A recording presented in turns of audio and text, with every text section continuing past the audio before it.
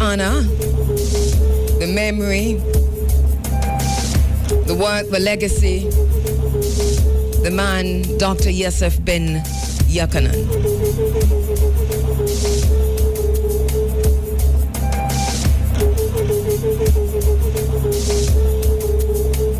We're going to be doing that with a series of libations, tributes, music,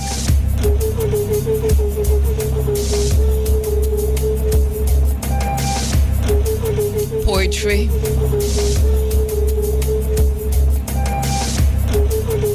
a recognition of Dr. Yosef A.A. Ben Jochannan. You know by now we have been talking about it here at Iriefm that Dr. Ben has transcended. Now on his ancestral journey,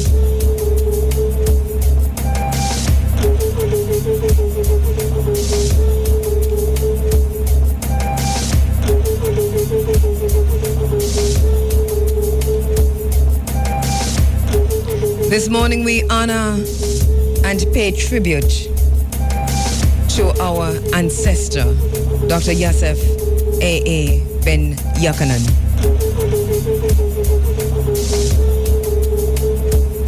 We bear witness to his transition into the afterlife and his ancestral journeys on the eve of the solar eclipse into the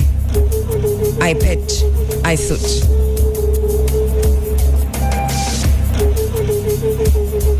This morning we pause to acknowledge and to remember this great African grandmaster, teacher, and memory keeper.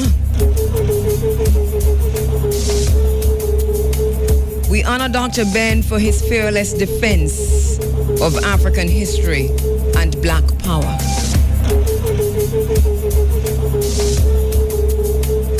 This morning we're honoring Dr. Yosef A.A. Ben Jochannan. We honor Dr. Ben for his unwavering commitment to the truth, to the facts about Africa and Egypt and Ethiopia and Uganda, but Congo in particular.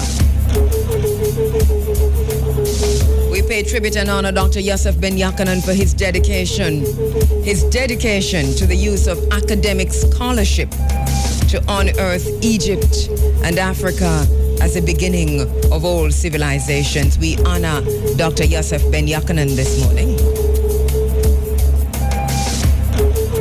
This morning, in this place, at this time, in this space,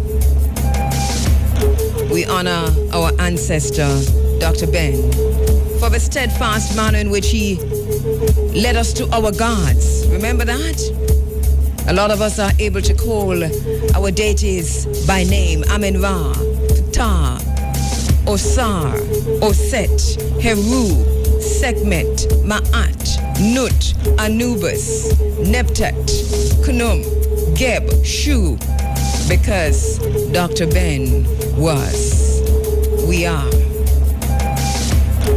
We pause in this moment to venerate our great ancestor with libations, as I said before, and songs and tributes.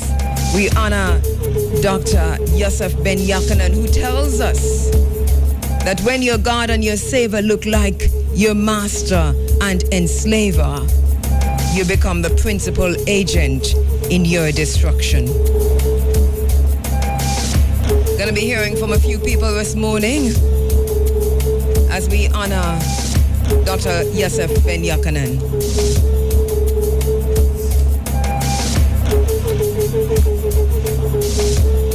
Gonna be hearing from our brother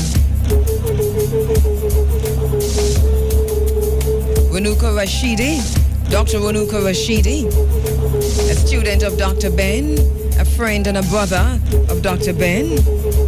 Gonna be hearing from Professor Leonard Jeffries, a very, very close friend and brother of Dr. Ben.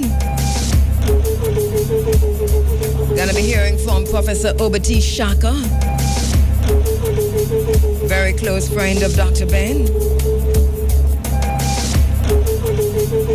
Our brother Kwame Pianke as a Hotep in a suit. And we'll hear that shortly. Gonna be hearing later on from Professor James Smalls, a very close friend and brother of Dr. Ben. Gonna be hearing from Imhotep Rahu Kimetba, a student of Dr. Ben. We're gonna be doing this in tributes. Gonna be doing this through interviews, through chats. Paying tribute and honoring Grandmaster Teacher, Kimeta physician, Egyptologist, author, civil engineer, African, Ethiopian, Kimetian, Dr. Yosef Ben Jochannan.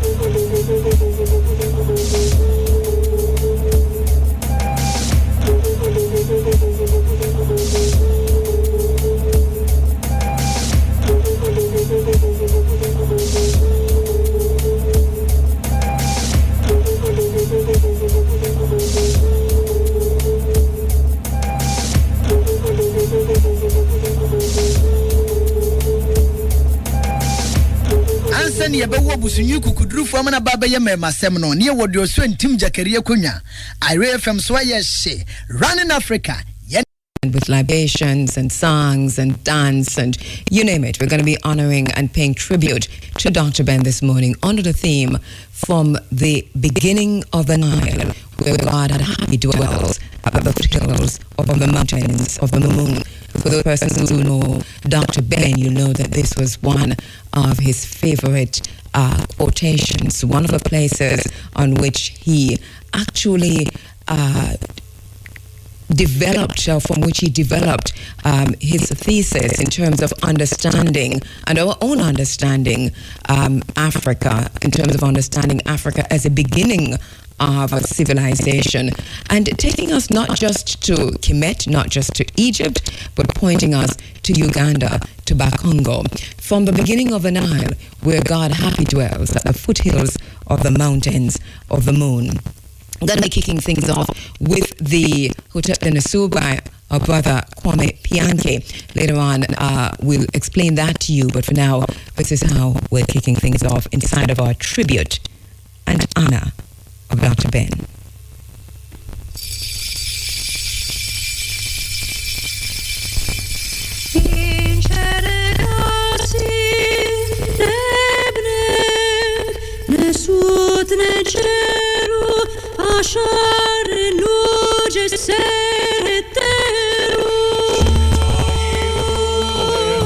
Hotep Denesu, Osar, Kenti, Eminent Netra Ea, Abju, Wepawet, Nebta Jester, Decemperet Karu, Te, Henket, Kau, Apadu, Seshu, Menket, Ketnebet, Neferet, Wabik, Ankh Nectarin, NKN, Dr. Yosef Ben Jochannan, Amaki Mak.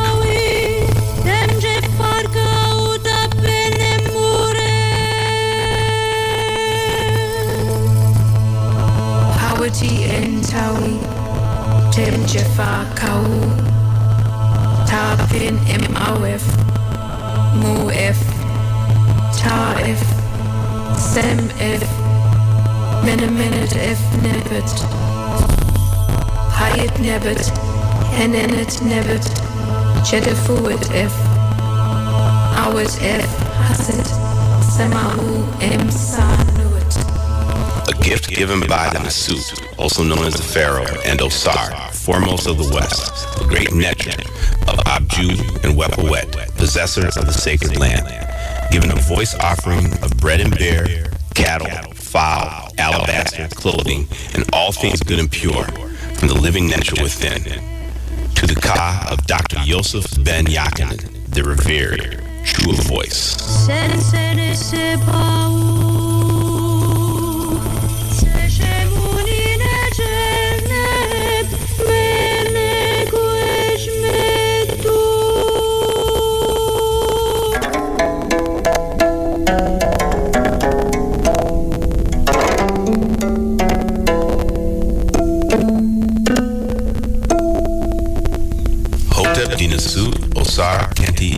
Netra Ea, Abju, Wepawet, Nebta Jest, December Karu, Te, Henket, Kau, Apadu, Seshu, Memket, Ketnebet, Neferet, Wabik, Ankh, Nectarin, NKN, Dr. Yosef Ben Jochannan, Amaki Makaru.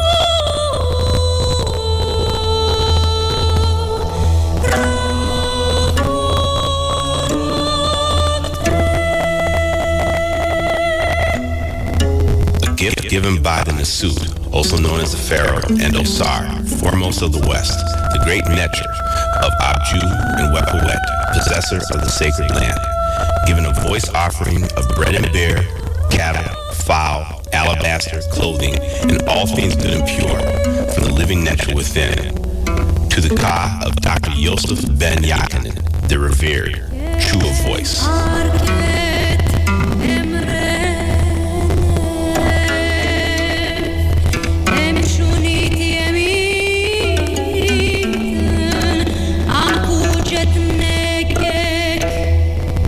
Hotep Dinasut, Osar, Kenti, Eminent Netra Ea, Abju, Wepawet, Nebta Jest, December Karu, Te, Henket, Kau, Apadu, Seshu, Memket, Ketnebet, Neferet, Wabik, Ankh, Nectarin, NKN, Dr. Yosef Ben Jochannan, Amaki Makaru.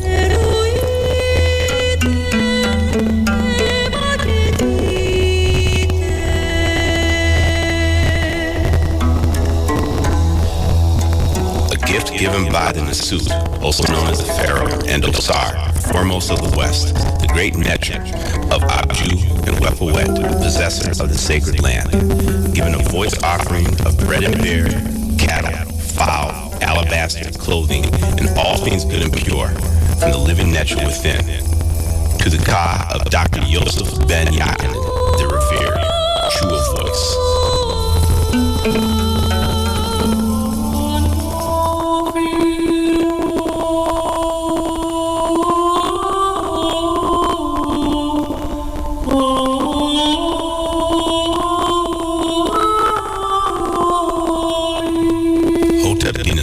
Osar, Kenti, Eminent Netra Ea, Abju, Wepawet, Nebta Jest, December Karu, Te, Henket, Kau, Apadu, Seshu, Memket, Ketnebet, Neferet, Wabik, Ankh, Nectarin, NKN, Dr. Yosef Ben Jochannan, Amaki Makaru.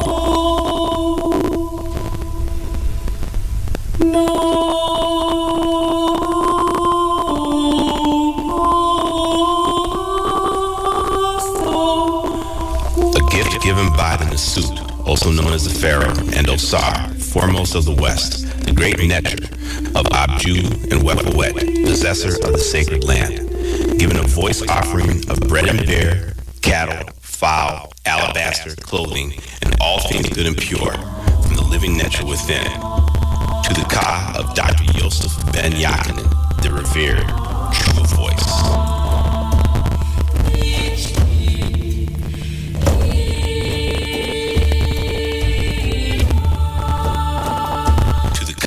Dr. Yosef Ben Jochannan, the revered, true voice.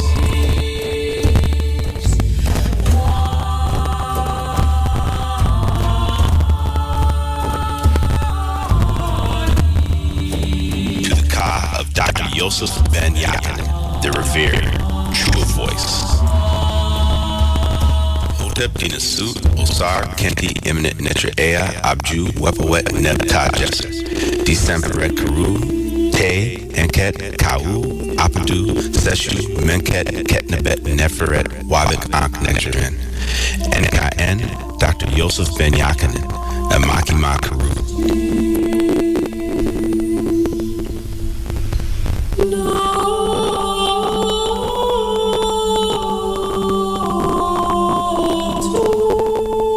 A gift given by the Nasut, also known as the Pharaoh, and Osar, foremost of the West, the great Netra of Abju and Wepawet, possessor of the sacred land, given a voice offering of bread and bear, cattle, fowl, alabaster, clothing, and all things good and pure, from the living Netra within, to the Ka of Dr. Yosef Ben Jochannan, the revered, true of voice, true of voice.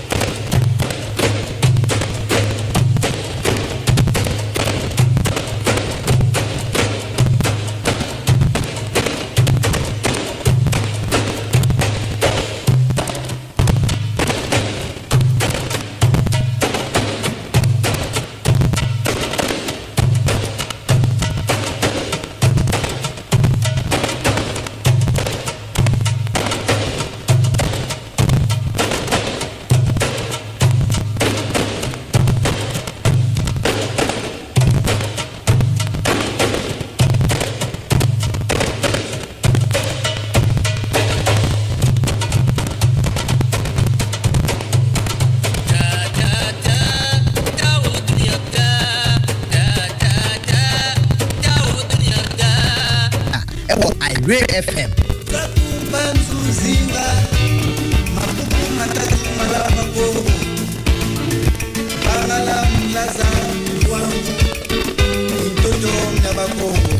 Welcome to the program. If you're just joining us, you're inside a special tribute to our now ancestor, Dr. Yosef Ben Jochannan.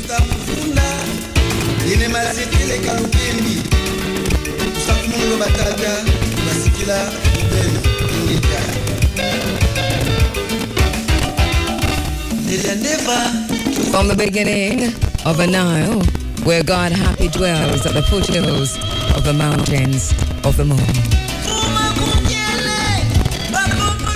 Bakongo is where Dr. Ben pointed us to as the area in Uganda where the first city along the Nile was developed.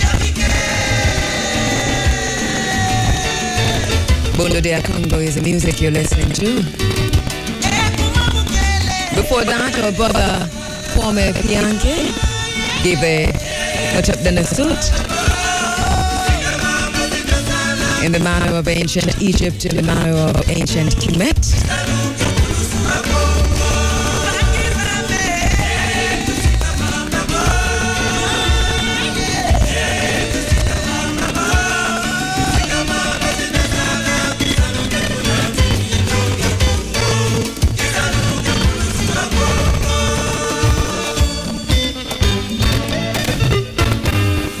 To come inside of the program, we'll be speaking with Dr. Rashidi, Professor Leonard Jeffries, Professor Obati Shaka, Dr. James Smalls,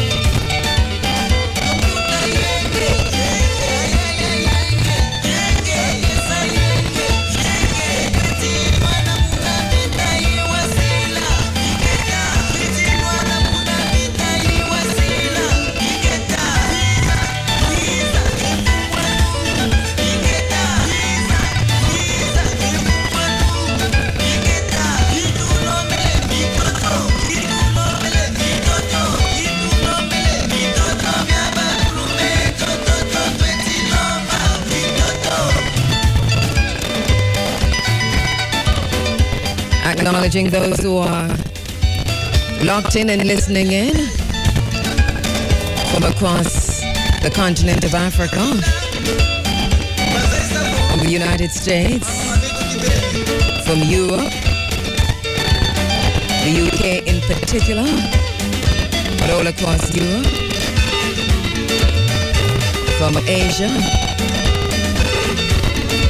Thank you for joining us on this very special day as we pay tribute to one of our elders, our Grand Master teacher, Dr. Ben Jochannan.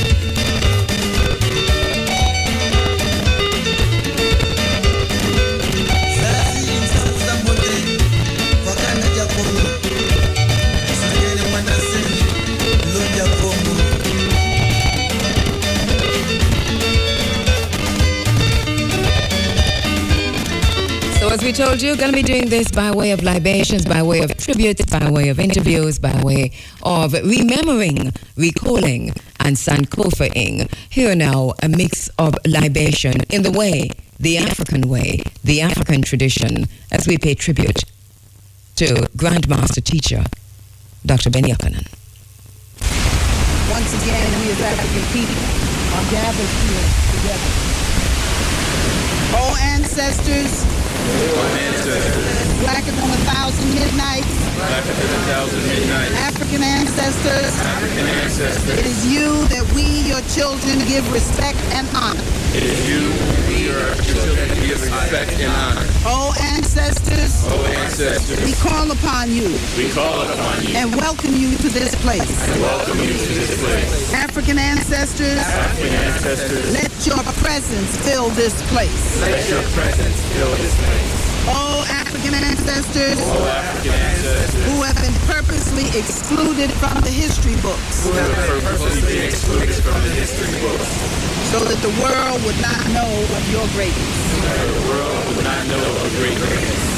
Our African ancestors, who gave civilization to the world. Our African ancestors, who gave art to the world. Our African ancestors, who gave music to the world. Our gave sciences to the world. Our African ancestors, who gave mathematics to the world.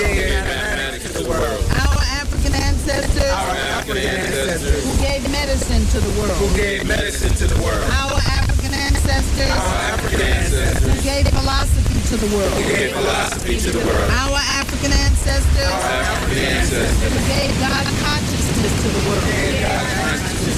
Oh, ancestors, we thank you for devoting your life to make a future for us. For your children, for your grandchildren, for your great-grandchildren, and for those yet unborn.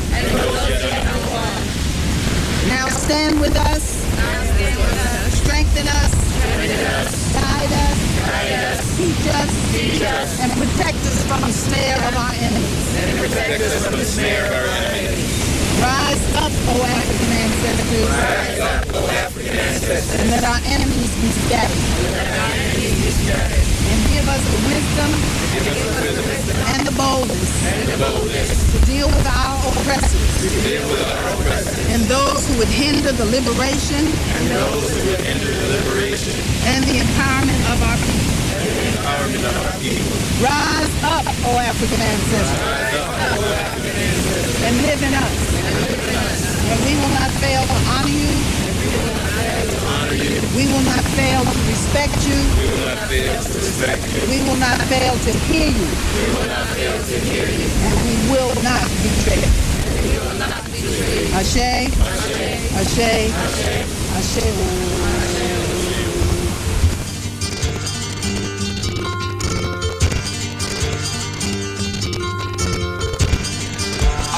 Not speak without first asking for permission from the elders.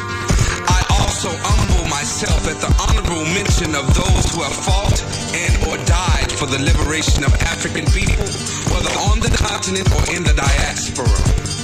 realizing that at this present moment in time, we need them more than we ever have before. And I am not ashamed of the contributions that they have made. So I call on them. Dr. Ben, Queen Ashantiwa, you are not ashamed of what they have done for you, then call on them. Muhammad, Malcolm X, Nat Turner, if you are in need of the power and strength that they possess, then call on them. Ferguson, Denmark, VC, KBO, if you are in need of encouragement and guidance from them, then call on them. Robert Williams, King Hannibal, Queen Ashantiwa, Nefertiti, Ashe, finished. Ashe. Oh, ancestors, blacker than 1,000 midnights, African ancestors, it is to you that we, your children, give respect and honor. Oh, ancestors, we call upon you and welcome you in this place. African ancestors, let your presence fill this place. Oh, ancestors, who have been purposely excluded from the history books so that the world would not know of your greatness. Our African ancestors, who gave civilization to the world. Our African ancestors, who gave the arts to the world. Our African ancestors, who gave music to the world. Our African ancestors, who gave the sciences to the world. Our African ancestors, who gave mathematics to the world. Our African ancestors, who gave medicine to the world. Our African ancestors, who gave literature to the world. Our African ancestors, who gave philosophy to the world. Our African ancestors, who gave God consciousness to the world. Oh, ancestors, we thank you for devoting your life to make a future for us, your children, grandchildren, and great-grandchildren. Now stand with us, strengthen us, guide us, teach us, and protect us from the snare of our enemies. Rise up, oh African ancestors, and let our enemies be scattered, and give us the wisdom and the boldness to deal with our oppressors and those who hinder the liberation and empowerment of our people. Rise up, oh African ancestors, and live in us, and we will not fail to honor you. We will not fail to respect you. We will not fail to hear you, and we will not betray you. Ashe.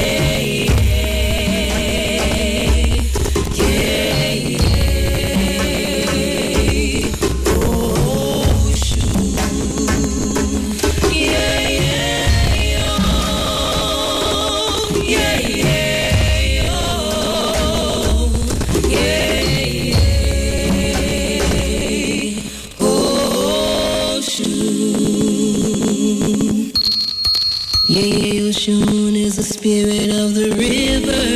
Open your hands, she's a sweet and steady giver. She'll turn your tears of sadness into gladness. Praises to Ocean. Yeah, Ocean is the spirit of the river. Open your hands, she's a sweet and steady giver. She'll turn your tears of sadness into gladness. Praises to Ocean. Yeah.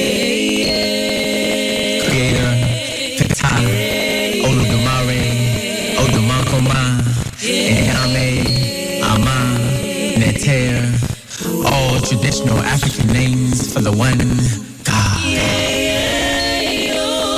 Abosun, Orisha, Loa, Neteru, aspects of the divine, Nsamanfo, Sheps, Egungun, ancestors on whose shoulders we stand. Black notes, libation, a spiritual offering, a prayer with props to God, to earth, with water, fire, air, breath of life of the Creator, divine presence, wisdom, power, connecting us to ancestors. Queen Nzinga, Harriet Tubman, Sojourner Truth, Kwame Nkrumah, Patrice Lumumba, Malcolm X, Stephen Biko, connecting us to ancestors, struggles to progress, past to present, enlightenment to African cultural, spiritual space, gracing the cosmos, the universe with aspects of the all, encompassing our entire being, singing in harmony with joy, in pleasure, beyond measure, in passion for life, voiced like the song of the river, flowing with the sensual grace of Oshun. Oshun, Keheru, Nana Esi, Oshun, representing the beautiful, the feminine features of life, lightly dancing to a timeless rhythm, in tune with the tone of a spiritual offering, a prayer with props to the highest, down to earth with water, fire, air, breath of life of the Creator, divine presence, wisdom, power, like the nucleus, the core, black, sweet, black, woman, energy, strength, black, man, energy, complementing, black, woman, energy, unifying, connecting us to ancestors, Martin Luther King, Queen T, Imhotep, Zumbi, David Walker, Nat Turner, Ida B. Wells, Marcus Garvey, Medgar Evers, Fannie Lou Hamer, Fred Hampton, George Jackson, Bob Marley, Peter Tosh, John Henry Clark, Fela, Anikulapo, Kuti, connecting us to ancestors, struggles to progress, past to present to future, transcending space and time, ancient to future, black notes, libation, and pie, a spiritual donation to creation, creatively opening the way from this day forward for divine melody, presence, rhythm, wisdom, word, power.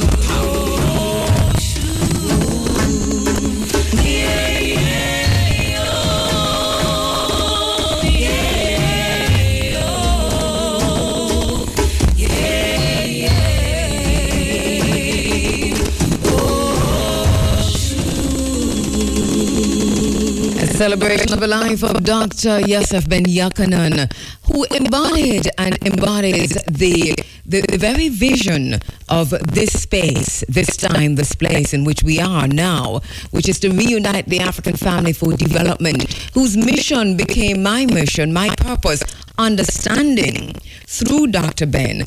Because I met Dr. Ben, I understood better my purpose. And this is not a joke. This is pretty serious as we celebrate his life. Understanding that part of my mission was to be part of those who were blazing new paths towards Africa's rendezvous with destiny. That part of my mission was to bear witness, to demand change, to craft an African-centered agenda for change and development, understanding the African worldview, and all the while to honor my moral obligation to remember. Many years ago, 1991, early 91, just a year after Iriefm started, we here at Iriefm received an invitation from the African Heritage Studies Association, and they'd asked me to be there, be part of the conference. And as a young girl, I went to Chicago and found myself in the midst of the elders in the midst of the academic warriors, in the midst of those whose books I was reading and studying and finding myself through the pages as they took me to Africa.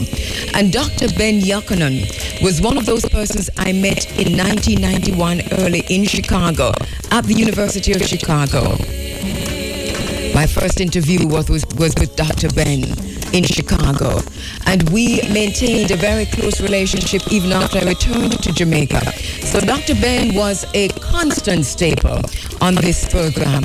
And then later on in 97, I had the opportunity in my new position at Iriefm to invite him to Jamaica in February 1997 to be part of our Black History Month celebrations.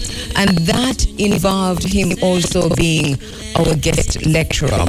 And then again, we invited Dr. Ben back in early 1998 to be part of the installment of our Queen Mother Mariam Samad. And that we saw in both these occasions, thousands of people turning out to listen to and to hear Dr. Ben. We pay tribute to and we honor Dr. Ben. Neter, all traditional African names for the one God. Abosun, Orisha, Loa, Neteru, aspects of the divine, Nsamanfo, Sheps, Egongo, ancestors on whose shoulders we stand. Black notes. We go live to the phone lines, just returning from Vanuatu and from Australia, our brother Dr. Rashidi, as we pay tribute to, celebrate and honor the life, the works and the legacy of Dr. Yosef Ben Jochannan. On the phone lines, Dr. Rashidi. Dr. Rashidi, thank you so much for joining us this morning, just returning from a very long journey across the waters. Thank you so much. In assisting to pay honor and to pay tribute to Dr. Ben this morning. Well, the honor is mine. Thank you for having me. All right, Dr. Rashidi, first of all, I know, one of the first things in our conversations, myself, with you, is that you mentioned the extent to which you yourself were a student of Dr. Ben, a friend of Dr. Ben. As a matter of fact, I know a very, very close friend. Talk about that relationship, first of all. Well, I don't know. I guess I must have become aware of Dr. Ben sometime in the, mid to early 1970s. And I saw him speak. I guess it must have been about 1980. We had a kind of a tumultuous relationship in the early 1980s. By 1991, our relationship had changed yet again. I've known this man for a very long time, and the relationship has taken on different forms. But around 1991, I felt under a lot of pressure to travel to Egypt. I've been doing lectures, been doing presentations, but people, tended to say, as we will do, but have you been there? Mm-hmm. And so I put word out to people that were close to Dr. Ben, and sure enough, in 1991, they arranged for me to travel with him to Egypt as an assistant. And I was able to do that on 4 different occasions in the 1990s. So I went from a point of hearing about this man to seeing him lecture, to meeting him, to interacting with him in various lecture forums, to actually traveling to Egypt with him. And that really changed the relationship dramatically. It's one thing to see him lecture or to read his books, but it's quite another thing to be in the Valley of the Nile with him, to be in a temple complex. And these are memories that you never forget. I remember once being with a group, again, as his assistant in a temple of Het-Heru, Hathor, in a place called Dendera, and him calling me aside, telling the rest of the group to go on, and him calling me aside and walking me through various parts of the temple, just he and I, and telling me, well, this part of the temple had such and such a significance, and talking about his relationship with people like George G.M. James, who wrote the book Stolen Legacy, or his feelings about people like Chancellor Williams, who wrote the book Destruction of Black Civilization. So the relationship continued even after I stopped traveling with him and started traveling independently.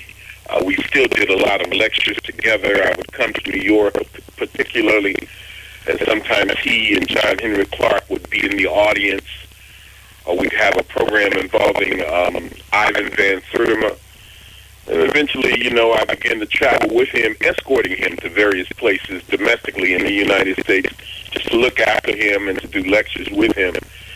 And finally, you know, the relationship deteriorated to the point where, you know, he was put in a nursing home and coming to visit him there. And hearing him lament and talk about aspects of his life and what it had meant and our relationship with him.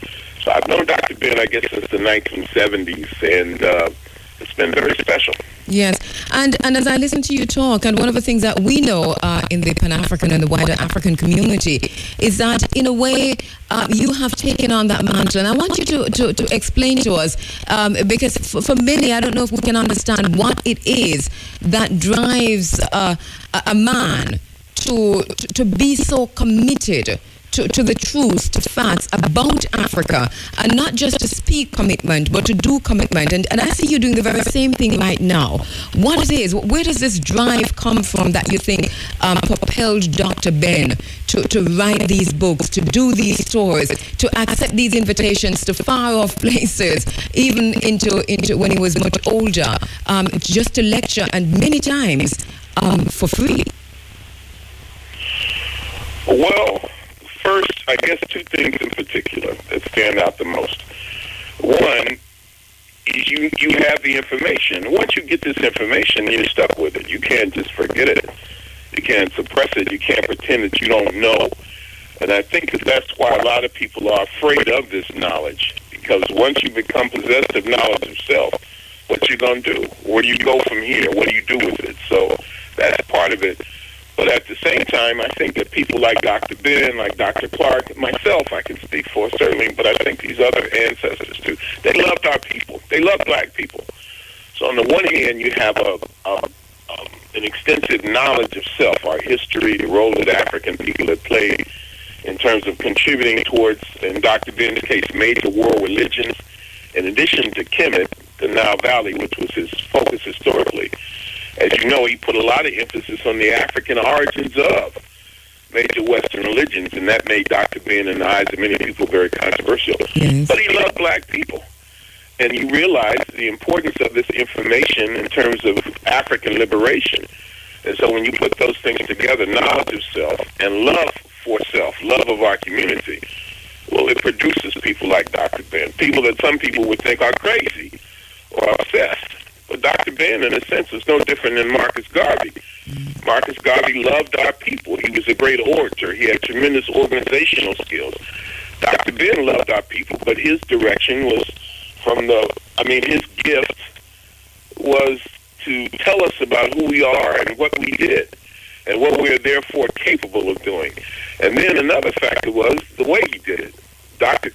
Ben, as Malcolm used to say, made it plain. He spoke in a manner that the average person could relate to. He didn't come from an ivory tower kind of perspective. You knew where he was coming from. He spoke in a plain, blunt language. Sometimes you disagreed with him, or you bridled in the manner that he gave the information to. Dr. Ben had a tremendous temper. Dr. Ben, another thing you realize about him, and it comes out of the Nile Valley tradition, is that he was very, very human. Sometimes you didn't like what he had to say, and you saw his humanity, you saw his frailties, his what might be perceived as his faults. But that doesn't mean that didn't take away from his greatness. I think that he taught us, one of the lessons I got from him, is that it's okay to be a human being. It's okay to not be perfect, but that doesn't make you any less great. So many, many things that we can learn from him in terms of symbolism and also personal. Right. And you know Here's what? something else I want to add. Yes, go ahead. Now, you pointed out that I just came back from Vanuatu in Australia, which I did, historic journeys. I was there during the hurricane, during the cyclone. But Dr. Ben is the first person that I'm aware of to talk about the black presence in the Pacific. In the early to mid-1970s, he wrote a multi-volume book, which I'm not sure if it's even in print anymore. I meant to look it up again, because I don't have all of his books. He wrote a lot of stuff. But he wrote a multi-volume book called They All Look Alike. and it was about his journeys with black people in Papua New Guinea. So here we're talking about something that almost nobody had ever done before, and that is not just look at black people in Africa, ancient and modern, and not just look at black people who are in the world today as a result of enslavement, but to also look at black people who left Africa thousands of years before slavery, thousands of years before Columbus, and journeyed into the South Pacific. So in many ways, he was really, really, really a pioneer. And I don't know if he gets enough credit for that. Yes. Good point that you're making there about him being a pioneer, because this is where I wanted to go next with you, Dr. Rashidi, to look at some of what Dr. Ben revealed through his research to us. I started talking boldly about Egypt and about what Kemet and Moses, and whether Moses existed or not, because I read Dr. Ben, because I listened to Dr. Ben, because I met him. And I don't know how much work was done in that regard before Dr. Ben. But he was you talked about being a pioneer, groundbreaking work from Dr. Ben. What were some of these highlights? Well, Dr. Ben's major books, like Black Man of the Nile, for example, those to me his first really, really, really big book. Not his first book, but a big book to have an impact. And then he would do books like From Abu Simbel to Giza. But those books began to be published in the mid-1970s. And this, in many ways, was the beginning of kind of a golden age in what I might call African-centered historiography. Shaka Job's book, African Origin of Civilization, Myth or Reality, I think was first published in English in 1974. I think Black Men of the Nile must have come out about 1972, 1974, something like that. It wasn't long after that Ivan Van Sertima, the great Ivan Van Sertima's book that came before Columbus, was published. So this was a kind of a renaissance in a sense. This was kind of a new age period. It wasn't the first time African scholars had talked about these sort of things. Early on, you had people like William Leo Hansberry. Destruction of Black Civilization was first published around 1971. So all of these powerful pieces are coming out around this particular time. Yes. But again, the style of Dr. Ben's stuff is very, very provocative, designed to provoke. He made it clear that Egyptian civilization to another generation, a new generation of our people, was clearly black. Egypt is in Africa. It's always been in Africa, and Dr. Ben emphasized that. But the other part of it is Dr. Ben actually took people to Egypt. So it wasn't enough just to look at pictures of the pyramids or to even see pictures of black people from pharaohs from the ancient Nile Valley, but he took people there so that they could see it for themselves. Mm-hmm. And you know the old expression is seeing is believing. Yes. And then in terms of religion, yes, talking about Christianity, Judaism, Islam, all rooted in the Nile Valley. That shook a lot of people up. Islam, all rooted in the Nile Valley. That shook a lot of people up. And it clarified to many people who were questioning these things, it gave it a new light. You know, it shined it under a different kind of microscope, a very powerful microscope. So Dr. Ben, I guess you could say, was one of the great pioneers in what we might call this modern reawakening of the African mind in terms of who we are and what we've done. My philosophy of history is personified by Dr. Ben, and that is what you do for yourself depends on what you think of yourself. And what you think of yourself depends on what you know of yourself. And what you know of yourself depends on what you have been told. So if you're programmed to believe you come from nothing, which is based on a belief that you have no real history, you will act that out. But if you believe you come from greatness, that you truly are a black man and woman from the Nile, you'll act that out too. And Dr. Ben was a pioneer in that, and cannot say enough good things about him in that regard. I didn't realize until listening to your program this morning that he had such a big impact on Africans in Jamaica. Oh. I didn't even know he had been in Jamaica. Oh, twice, and I'm telling you. I find that very interesting. Yes, and very outspoken, interestingly enough, because I remember the first time he came in 97, when we were talking just before he came in, he said, listen, I have there's something I need to talk about, but I want us to sit down and talk about it as a family, that is the African family. And that was his family's relationship, his father's relationship with the Emperor Haile Selassie. And he said, I need to get that out, but we need to talk to each other. And when he was delivering his lecture, the first thing he did was to get that out. And then he said, listen, I have this situation because of my father's relationship, and here we are together as one family. Let us talk together and let us work together. And believe me, by just doing that, Dr. Ben had the audience eating out of his hand for the entire time by just laying that out there and saying, this is my problem, this is the relationship, this is the problem, the issue I'm having, and this is what I think. So that became... Well, I think, too, when you haven't asked me this, maybe you don't want to hear this, but I'll say it anyway. I think that we can look at Dr. Ben as perhaps the last of those great men and women from that generation, or his generation. John Henry Clark is gone. Chancellor Williams is an ancestor. Ivan Van Sertima died prematurely. Ivan was only in his 70s. Dr. Ben was 97. Yes. The great Asa Hilliard. You have others who perhaps are not as well known, people like Edward Scobie, George Simmons, who is a colleague and a co-worker with Dr. Ben. So Dr. Ben, I guess, represents, in my opinion, the last of that generation of African scholars who we begin to hear so much about during the 1970s and endured during the 1980s and 1990s. He hung on. Mm-hmm. 97 years old, that's almost a century. That's a long time to be around. But and I hear you saying that he's really a remarkable person, and I don't know if there'll be anybody like that again. Well, and I hear you talk about being the last of that generation. Just looking back at Dr. Ben over the last few days. And I'm having this conversation with my husband. There is, and maybe we ought to take some responsibility for this, that there's an entire generation, because I was saying to my husband, let me just go back a bit, that, so I'm checking the social media to see what the response has been like in terms of Dr. Ben's passing and so on.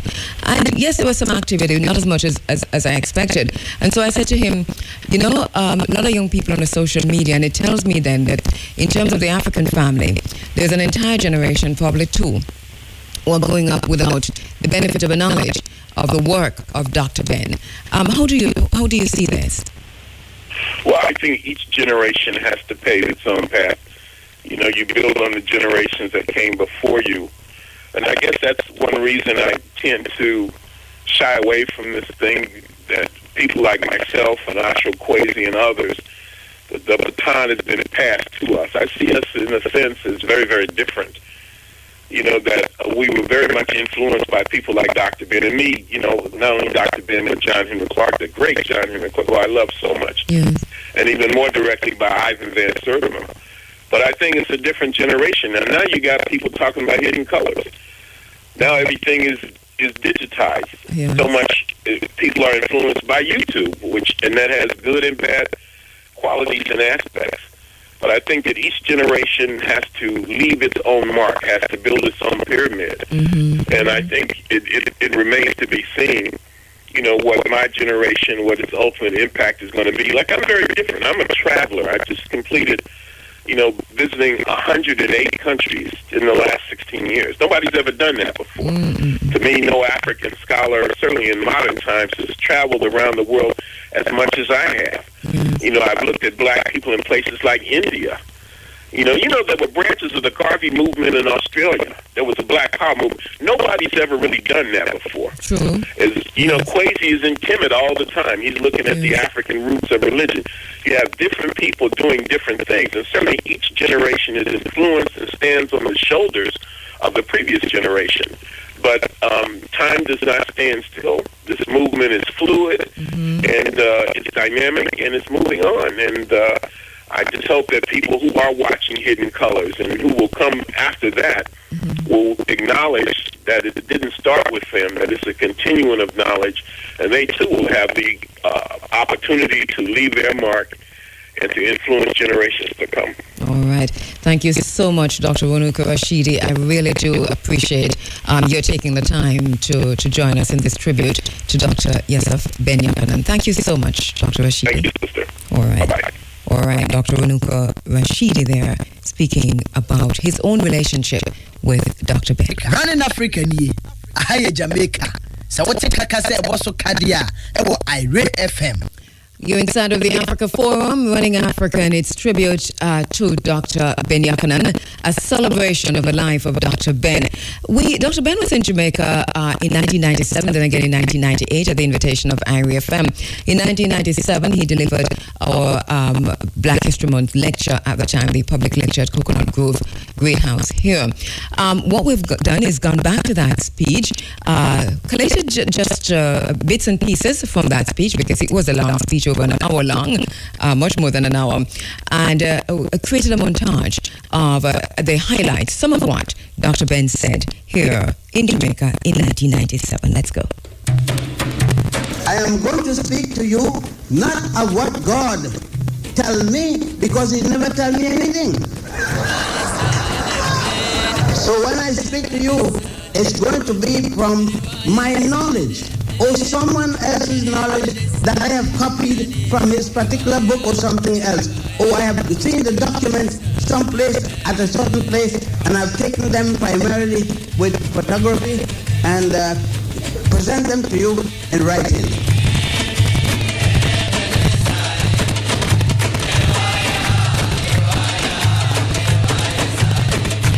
Many people look at me at that time very spitefully, and otherwise, including my grandmother. My grandmother could not understand how come my light-skinned mother brought this little imp to Puerto Rico. She used the exact words. She said to her daughter one morning, I bothered her obviously, and she said, Julia, why you brought this imp for? And she said, my mother, I brought her because I got it.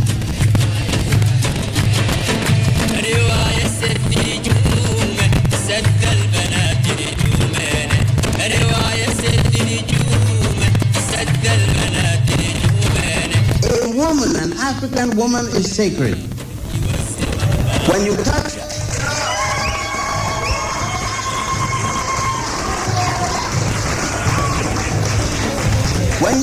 an African woman, you have touched a goddess. And if you don't want her, don't trouble with her. Leave her alone. She can find something better than you.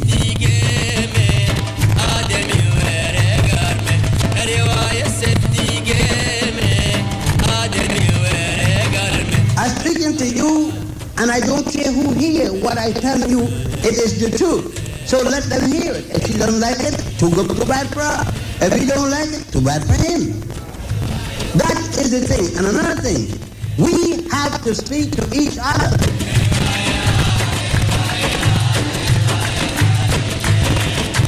I am a Garveyite. My father represented Marcus Messiah Garvey in Puerto Rico and the United States Virgin Islands, and was the leader of the movement, the chairman of that movement, from the day he got to that island to the day he died at 102 years old. And I'm going to still be a Garveyite. Although when I come and saw, Garvey is like a schoolboy here in his native land.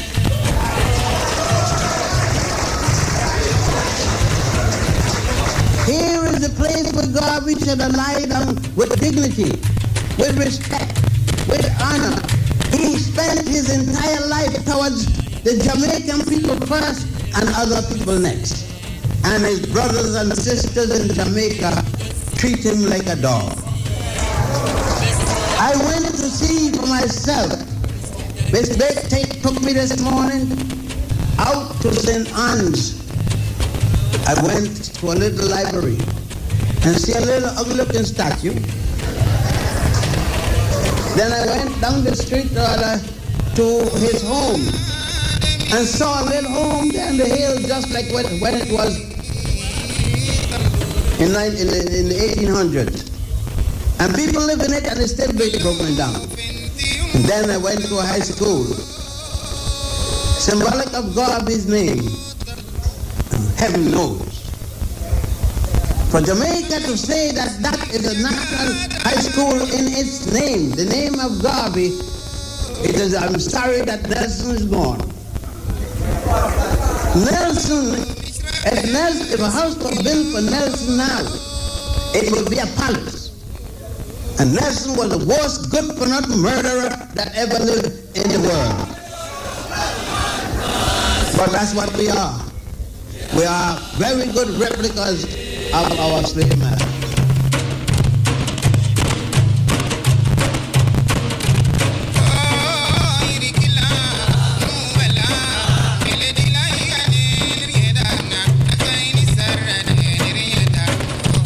The Blue Nile runs from Lake Tana down to Khartoum. The White Nile runs from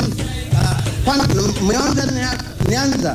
I cannot say that. I cannot call that Lake Elizabeth Fall or some damn fall like that. Because Elizabeth have never had a fall in England, and she damn sure don't have one in Africa.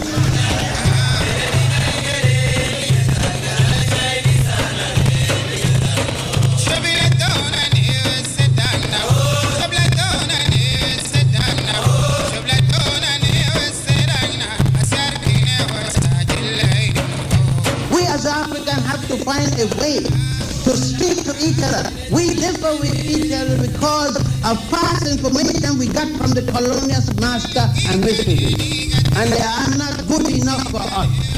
For instance, they could join us to the border of one African country in the railroad and can't go into the other because the railroad stopped there.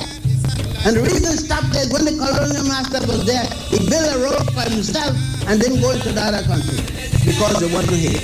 But if it was his, it went in. And then we come with the same animosity against each other and continue. No, I say we got to find a way to speak to each other. The reason we don't speak to each other, we think we are better than each other. We either got a better program, a better body, or better something. And we're all a bunch of fools for thinking that way.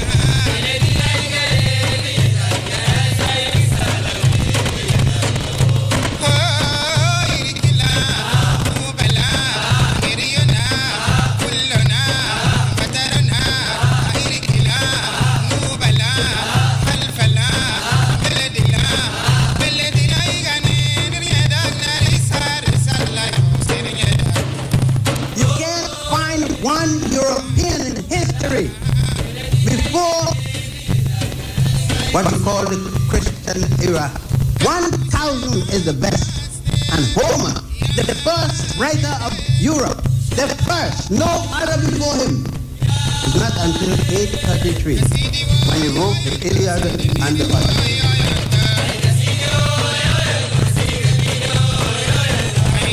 In Egypt, the first foreigner to come there, and Egypt was the first place as the European came. The Hyksos came there in 1165. That was before the last pyramid. Listen to this when you tell me some nonsense about Moses.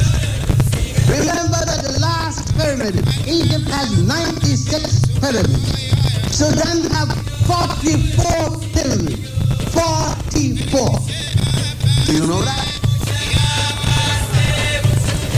The first pyramid was built in Egypt in the 3rd dynasty by a man called Hotep, a multi-genius.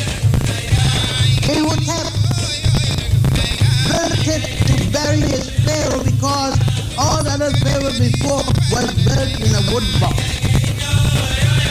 with nothing but in the ground. He built this with 6 layers of boxes, one smaller than the other, until it gets to the 6th.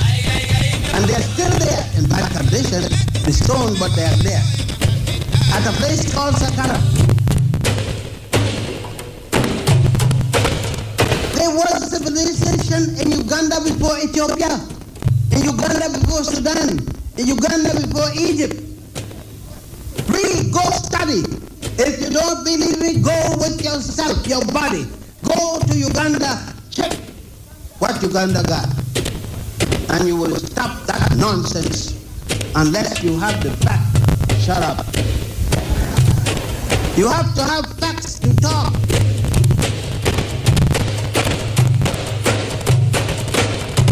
And what they tell you about Moses.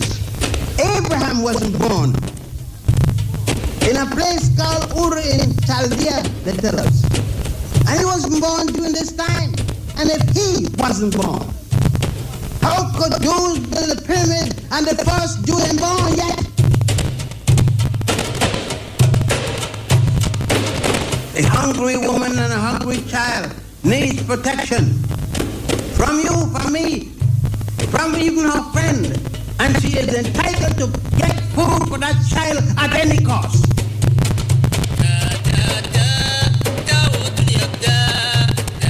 Dr. Yosef Ben Jochannan, as he is. I want to speak to you not of what God tell me, because he never tell me anything. So when I speak to you, it's going to be from my knowledge or someone else's knowledge that I have copied from his particular book or something else. Or I have seen the document someplace at a certain place, and I've taken them primarily with photography and present them to you in writing. The great Grandmaster teacher. From his lecture in Jamaica in 1997, right here at the Coconut Grove Great House, he was a guest of Iriefm, our annual Black History Month public lecture at the time.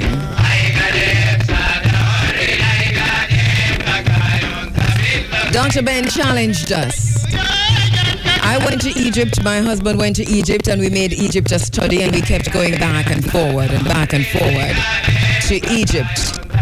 And we managed in all that time to be cognizant, aware that this is our land.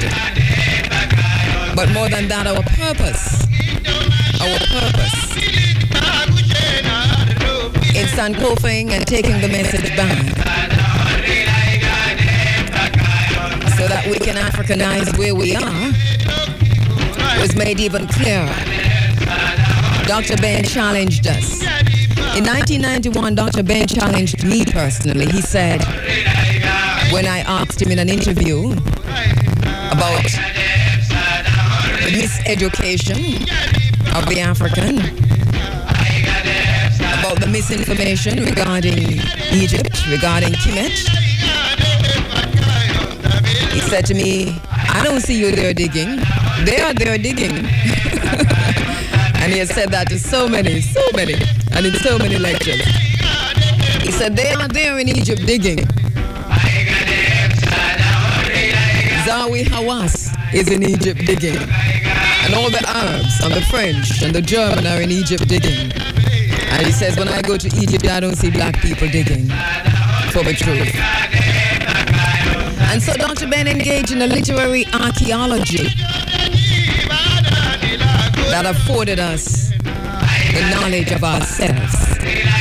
From the beginning of the mountain where God happy dwells at the foothills of the mountain of the moon, he took us to the papyrus of Unefa.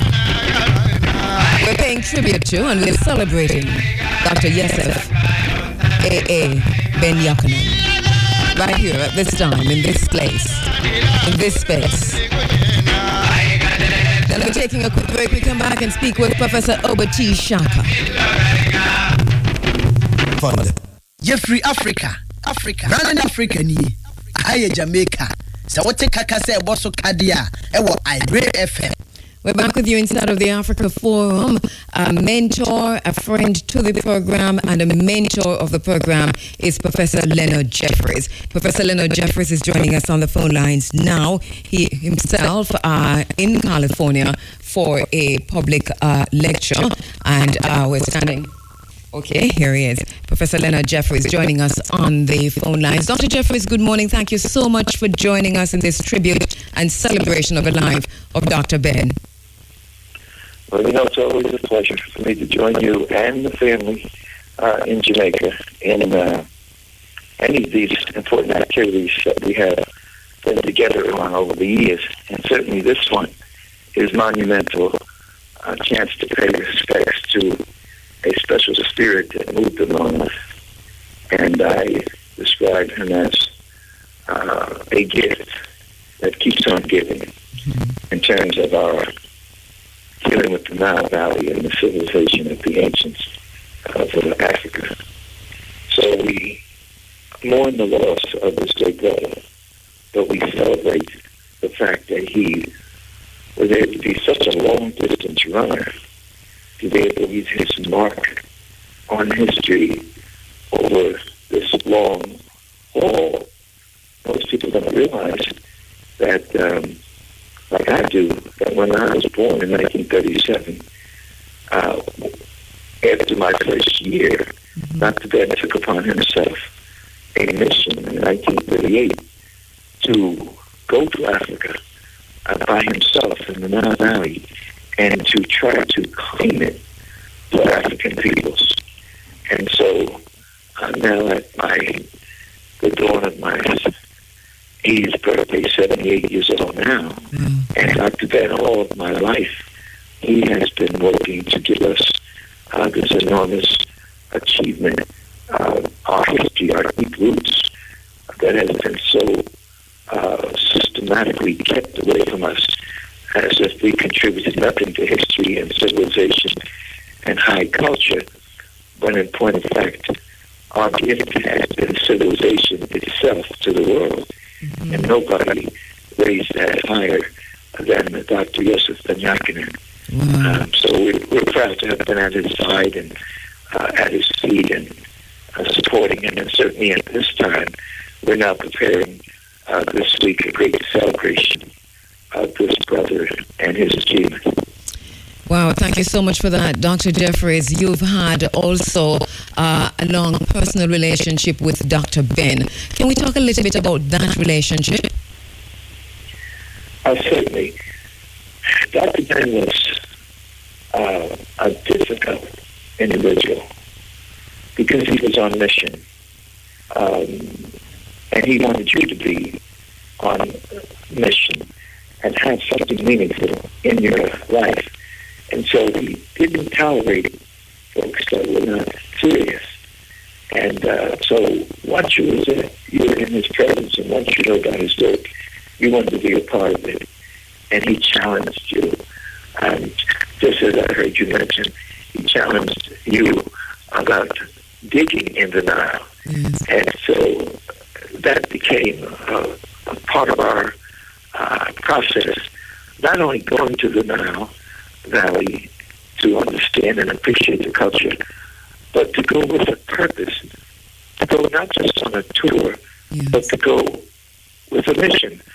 And we refer to it as a pilgrimage, that you were recovering the sacred roots of your people, and knowledge is power, and African knowledge is African power, and African knowledge of Nile Valley, it is the victory, because so many people have claimed the greatness of the Nile, the systems of writing, the systems of philosophy, the systems of medicine, the systems of architecture, and systems of governance, and systems of spirituality, and the formation of leaders, and even this enormous economic development that the Nile experienced once it was able to harness the flow and overflow of the Nile Valley.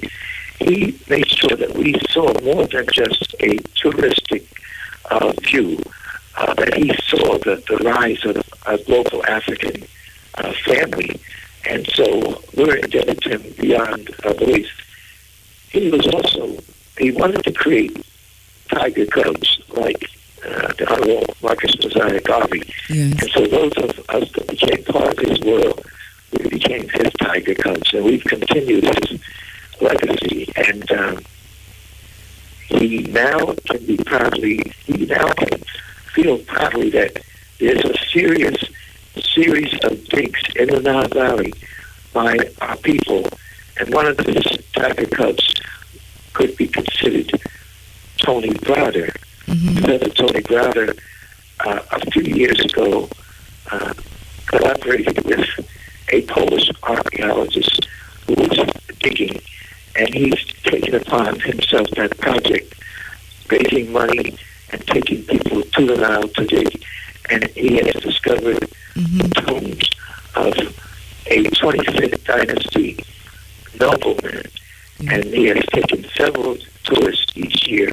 He has 70 to 100 people involved in the dig, and the Egyptian government, no matter who's in power, because we've had several changes in the Egyptian government, but both the sides that come to power respect what Tony Blair is doing, and he's doing it, carrying on the legacy of Dr. Ben. Wow. He named the project the Ancestral Project, and it relates to a respect for Kabu, who was the noble who was discovered, and it is also respecting the contributions made by Dr. Asa Hayden, who was another of our great brothers inspired by the work of Dr. Ben and contributed significantly to the capturing of non-violent civilization for African peoples so that it can be part of our empowerment instead of our degradation. We have named today, Dr. Jeffries, we have titled the program From the Beginning of the Nile Where God Happy Dwells to the Foothills of the Mountains of the Moon. And how relevant is this? Because this is something, I don't think I've ever had a conversation with Dr. Ben or heard him speak without mentioning this. Yes, he wanted to make sure that we developed an African-centered view of the Nile and the history of the world, as opposed to the European-centered view, which had us looking at the Nile from the Delta on the Mediterranean as the centerpiece of development.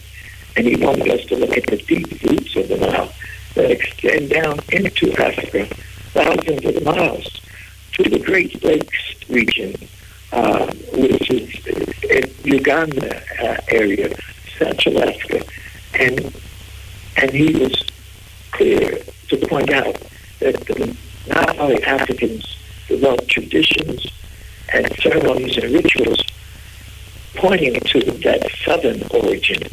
And so Happy is the name that the ancients of Kemet, that's the northern part of the Nile, and Nubia is the southern part. But Happy is the name that they use to refer to this great river system.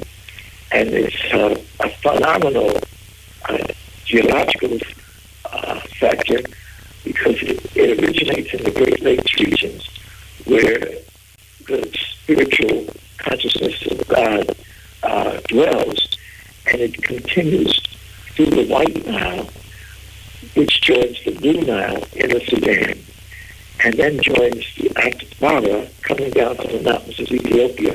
And those three river systems become the Great Nile that moves on to the Delta area and has this magnificent overflow annually each year that takes the rich soil from inner Africa and deposits it along the banks of the Nile and allows for the production of several rich crops. And so that economic component became the foundation of this great civilization. And then because of the extensive geography, thousands of miles, and because of the overflow, which did damage to the existing structure, so you had to rebuild every year. And so you had to have a political system to manage this enormous economic phenomenon of the overflow. And then because it happened every year over the centuries and over the millennia, thousands of years, you created an understanding that this was a divine blessing, that the overflow of the Nile was attached to an understanding of it was attached to the movement of the heavenly bodies. And when a certain set of stars were in the heavens at a certain particular point, that meant the Nile was going to begin to rise. And then a certain set of stars is in another position in the heaven, that meant that the Nile was going to overflow. And then after months of the overflow now fertilizing the soil along the banks, that same set of stars would be in another position in the heaven, and that meant you could plant your crop. And then after another period, there was the harvest, and those same set of stars reflected when that harvest was going to occur. So it was reading the heavens and understanding what was happening on earth that Africans could see a divine order of the universe, and they could build their culture around this important phenomena.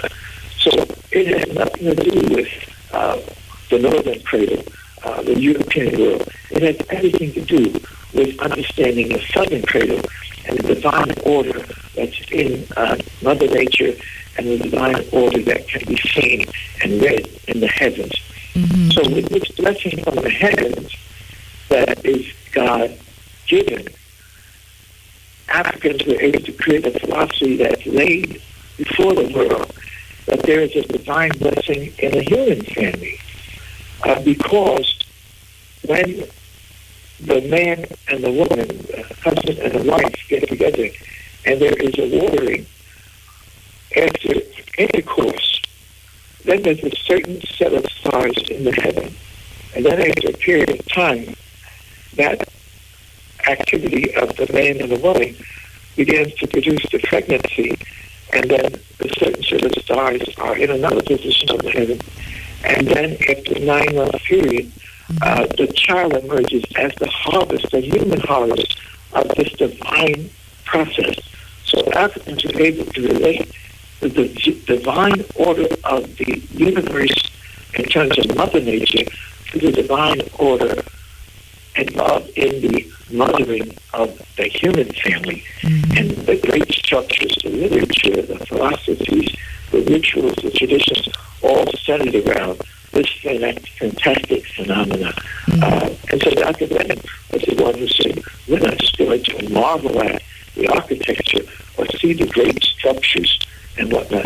Mm-hmm. We're trying to understand a deep understanding of the African family that laid the foundations for high culture and civilization. And talking about the African family, in terms of the African family, even today, the contemporary and modern African family, how important is Dr. Ben and the work of Dr. Ben to the African family? I know this is a question that is as abstract as ever, but take it as you understand it, Dr. Jeffries. How important is the work of Dr. Ben and Dr. Ben? For me, I've spent the bulk of my adult life, I'm now 78, and since I was a teenager, I've been on this path. And so for the last 50 years, I've been back and forth to Africa. Most of us have been nurtured with misconceptions about Africa, and so that needs to be broken. I've been able to travel to Africa, the Caribbean, and visit over 100 times over the last 57 years. And so I've had that miseducation broken, and the strength and the trueness of black people has seriously been established. Now, a brother who was very important in leading our way in this direction was Dr. John Henry Clark. Yes. And it was interesting that Dr. Ben was parents from Ethiopia and a mother from the Caribbean, Puerto Rico, and being raised in St. Croix. Dr. Ben had this view of Pan-Africanism, of African peoples. However, the person who gave us the Pan-African perspective on the whole continent was his elder, Dr. John Henry Clark, who's now celebrating. He has left us since 1999, but he is now celebrating, and we are celebrating with him, his 100th birthday. He was born in 1915. And 1915 was an important era because white supremacy had triumphed all over the world, in Africa, and in the Americas. The triumph of whiteness was very clear. Colonialism, domination of our people. But the seeds of the new day were planted with the birth of Dr. John Henry Clark in 1915, with the movement of the Marcus Garvey to come to America to begin the establishment of the linkage and the birth of the UNIA, Universal Negro Improvement Association, African Communities League. And so in 1916, Carter G. Woodson said we've got to deal with the miseducation of the Negro. So again, the seeds of the new day were being planted. 1917, our brother from Jamaica, W. Thompson, Ambassador W. Thompson, a big brother for me for so many years. And he began his march, born in Panama of Jamaican parents, but destined to be one of those great Pan-Africanists serving the continent and African peoples everywhere. And then in 1918 or so, Dr. Ben emerges. And so he takes on this mission of delivering this truth to us. So Dr. Ben and Dr. Clark become twin towers of light coming out of Harlem. They lived 2 blocks from each other. And in the middle of the 2 blocks was the Schomburg Center, an African Puerto Rican who came to New York and opened up this a way of looking at the world and giving his collection of books and materials that started this great center of research called the Schomburg. So you see this emergence of a new mindset, a new consciousness in the 1915, 1916, 1917, 1918. And so I always felt blessed because Dr. Clark said we need to understand that African history is world history, and we need to see the missing pages of the history of Africa as part of world history, so that we looked at the whole continent. The Dr. Ben says, yes, you need to have an African world perspective on the world. You need to look at the whole continent, but you can't see the deep thought, the key ideas and concepts unless you zero in, laser beam in on the Nile Valley. So these 2 greats in New York gave us this foundation on which to build a new world. And then out of Jamaica come these 2 brothers, also Marcus Messiah Garvey, bringing a vision of Africa and working together with all people from different parts of the African world. And then do you think after World War II, when you had the Pan-African Conference in Manchester, England, you had the emergence of these seeds in unusual ways. And Ambassador W. Thompson came there as a representative of the Royal Air Force, and he met the Pan-African giants, Padmore, C.L.R. James from Trinidad and Tobago, W.E.B. Du Bois, and Paul Robeson from the U.S., and from Jamaica, other greats, and Ross McConnell from Guyana. So that 1945 coming together represented the birth of a new African world. And so from then on, we've seen an explosion of knowledge and information that has rewritten the history of the world and given us a sense of mission, purpose, and direction. Dr. Ben's at the centerpiece of all of that. And Dr. Clark, and of course, the Honorable Marcus Messiah Garvey, and brothers such as W. Thompson, and our sisters as well. Right, and thank you so much to Dr. Jeffries for the work that you continue to do. We see the thread, we see the continuation, we see the dynamics as we look towards full liberation, but also full liberation through knowledge, through understanding, through knowing who we are. And knowing who we are, of course, we have to go there to Africa, whether we do that through the pages of the works of Dr. Ben or the pages of the work of Dr. Jeffries. Thank you so much, Dr. Leonard Jeffries. Really appreciate that. We're going to be speaking with Professor Small, so we'll talk some more about the plans for the funerals and the memorial and celebration. That's right. With Dr. Small. Taking the lead on that, and I'll be leading this conference tomorrow to return to New York. And we'll put the final plans together to honor this brother and to keep on honoring him. He's the gift that continues to give, and we'll keep on honoring his legacy and the legacy of the other greats. Thank you for all the work that you do. And thank you so much, Dr. Leonard Jeffries. Thank you.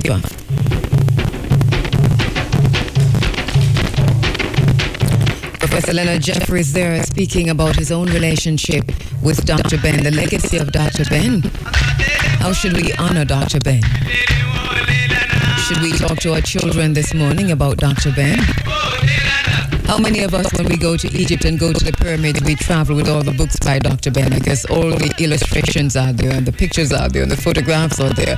And we don't need tour guides. When we go, we don't need tour guides unless the tour guides coming from ourselves, like Dr. Broda and like Dr.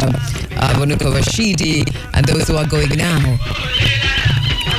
Because Because if you go with the Arab tour guides, you never get it. They claim everything. But for those who go without the tour, the African-centered and the Pan-African and the teachers from our community, we do go with the books of Dr. Ben and Dr. John Henrik Clark and Ivan Van Sertima and John G. Jackson and Chancellor Williams. Teach ourselves through those works as we go on. We match everything back to the book. Yes, we do, as we celebrate Dr. Ben. From the beginning of the Nile, where God happy dwells at the foothills of the mountains of the moon. The title of the program this morning, in celebration and tribute to Grandmaster Teacher, Egyptologist, author, metaphysician, civil engineer, academic warrior, Dr. Yosef Ben Jochannan. A quick break. When we come back, we speak with Professor Obati Shaka.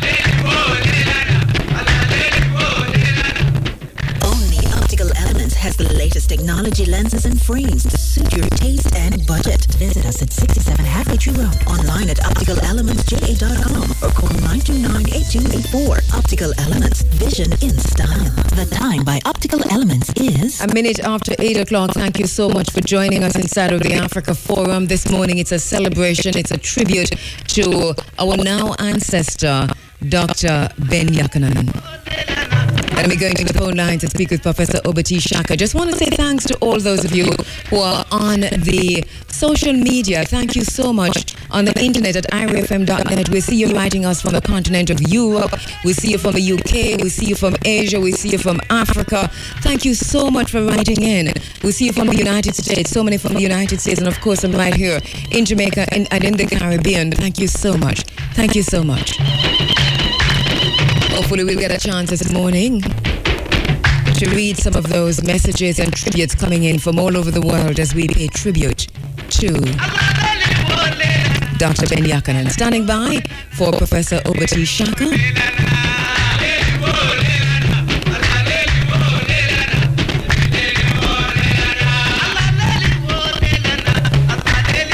Inside the Africa Forum, we go through until 10 o'clock in this celebration of the life of Dr. Ben.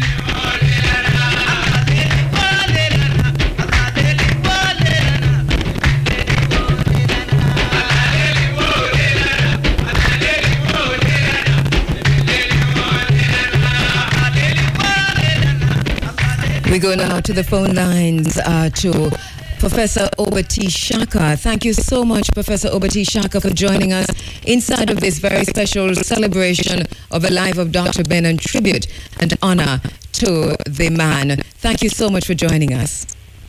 Yeah, glad to have a chance to talk about a great man. All right, I'm very happy to talk to you again, as a matter of fact. We have named this program this morning, Professor Obati Shaka, from the beginning of the Nile, where God happy dwells, at the foothills of the mountains of the moon. I was just saying to Dr. Jeffries that we named it that because this is one of the quotes from the papyrus of Unefa that Dr. Ben is always repeating. And just from that repetition, it has led us, many of us, to go in search of ourselves in Africa. Tell us about your own relationship with Dr. Ben. Dr. Ben was somebody that, was a man of the people and spoke at both universities, in the community, and around the world. I met Dr. Ben in the early 70s, probably 70, 71, and had him at my house a number of times. He spoke at a program that a group called Pan-African People's Organization that I chair held called African Liberation Day, and we'd have him come and speak for that. And then I was chair of a group called the Pan-African Secretariat, and we held a series of conferences called the State of the Race Conferences. A brother named Yemi Torre, who was a member of our group from Los Angeles, came up with that idea. And we had people like Chancellor Williams, John Henry Clark, Minister Louis Farrakhan, and Doc Ben. And so, I had a chance to have him in my house a number of times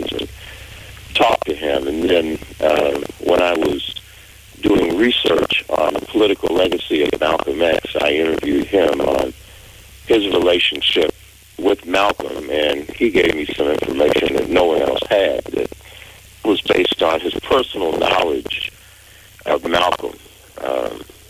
And then, we would have humorous interchanges, because Dr. Ben was not only a master teacher, he was also a great entertainer. Yes. And so sometimes when he'd come in, I have to remind him that Doc, stick to the subject. Because he liked to talk about where heaven was. Yes. He was talking about black women. And yes. He had a graphic description of that. And I agree with that. But then, yes. Doc, you're here to talk about ancient Egypt. So I have to constantly say, Doc, stick to the subject. Doc, stick to the subject. And so when he'd come in, 2 or 3 days, I'd bore down on him, and that he then would stick to the subject. So, yeah.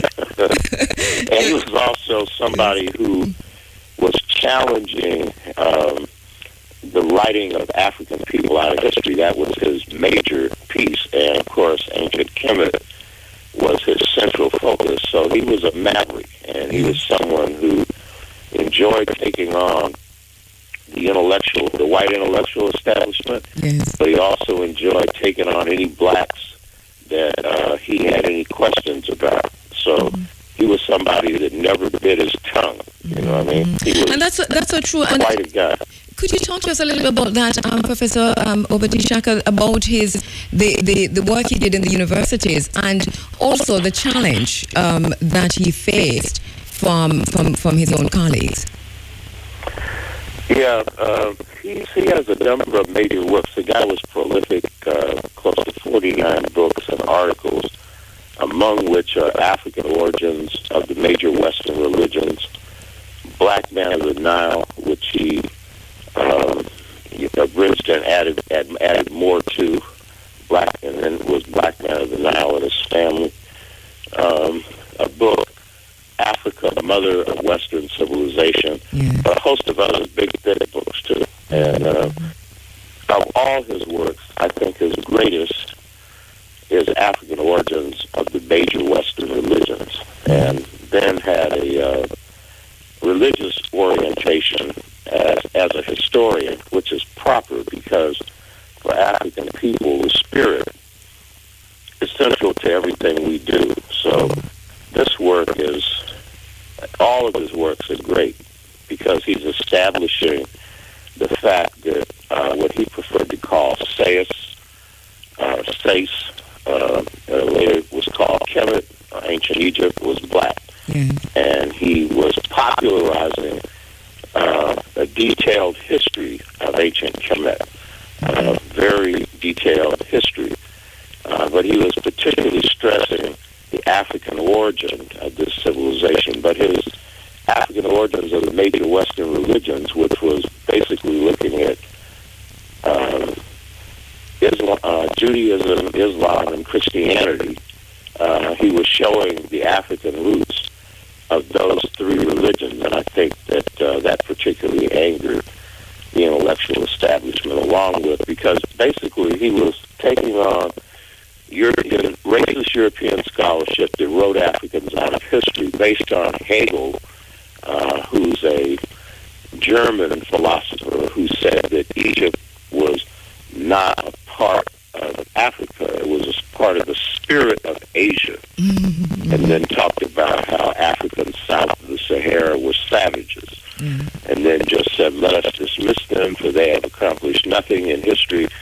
And so John was going back to the old scholars, including the Greek scholars, to show that this was in fact a black civilization, an African civilization, and that Egypt was not in the Middle East, it was in Africa, and then showing the roots, drawing especially from George James' work, Stolen Legacy, the roots of Western civilization in Africa. So, it was profound. But this book, The African Origins of the Major Western Religions, is, of all of them, I think the most magnificent, but they're all great. Yes. He, talking about his scholarship, he was also what we kind of a Walter Rodney lecturer, professor, teacher, doctor, because he took his knowledge to the streets.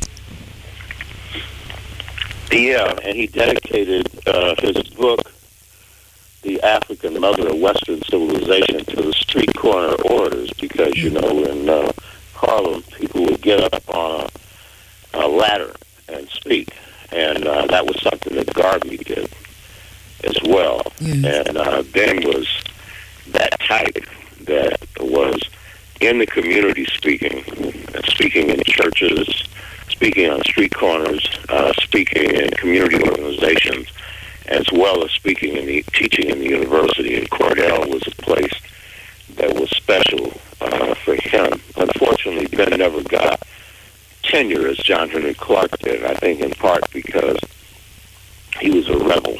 It would be hard. You know, many institutions would have trouble dealing with somebody as independent as him. But he taught at the university level and at the community level. He was somebody that always gave freely of his time. And he was also good at popularizing his thinking on radio and on television. Gil Noble's show, for one, that he spent a lot of time on. And then he was an advisor to Malcolm X. You know, he was one of the principal people that shaped the program for the Organization of Afro-American Unity, along with John Henry Clark. But do you know, Professor Obati Shaka, that this is not a well-known fact about Dr. Ben, that he was an advisor to Malcolm X? He not only advisor, he understood Malcolm's personal quirks. And I remember, because my book's the only one to point this out, but people that knew Malcolm in New York knew this. And so when I was doing the research, I interviewed Ben on his involvement in Malcolm's organization. Malcolm utilized John Henry Clark especially as his African advisor, and especially on current events in Africa, but also on African history, but also Doc Ben. And John Henry Clark gave the account where Malcolm was going to debate a major scholar on the Congo, and he needed information, and so he sent an advisor over, and John gave him a folder on Mark Twain's soliloquies on the Congo. And John made the comment that Malcolm had one of the quickest minds. John considered him the most brilliant mind developed in the United States in the 20th century, and I would say the most brilliant political, historical mind, and philosophical mind.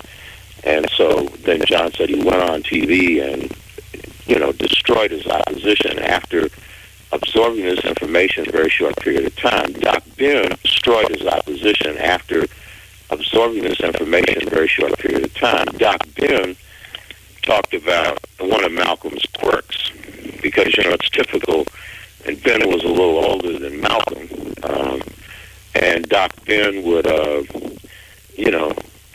take things down to earth. And so he said, well, one of Malcolm's real weaknesses was he didn't listen to personal advice. He was a very good listener in public, but in private, it was very hard to get him to listen. And he gave the account that when Malcolm was going to court to challenge his, to question who owned the house he lived in, which the nation gave to Malcolm, but Malcolm never put it in his own name. He said he trusted the messenger to take care of him and his family if anything happened to him, which he later came to regret. Everyone knew, and Malcolm should have known, he was going to lose that case. So John said, we advised Malcolm, when you lose this case, keep your mouth shut. Don't come out criticizing the messenger. And Malcolm went in, lost the case, came out criticizing the messenger. So when I included this in the book, I got criticized by some people for including it. And I said, well, this doesn't demean Malcolm. We all have weaknesses. We all have quirks. And an old lady told me once, tell the truth when you're dealing with your history.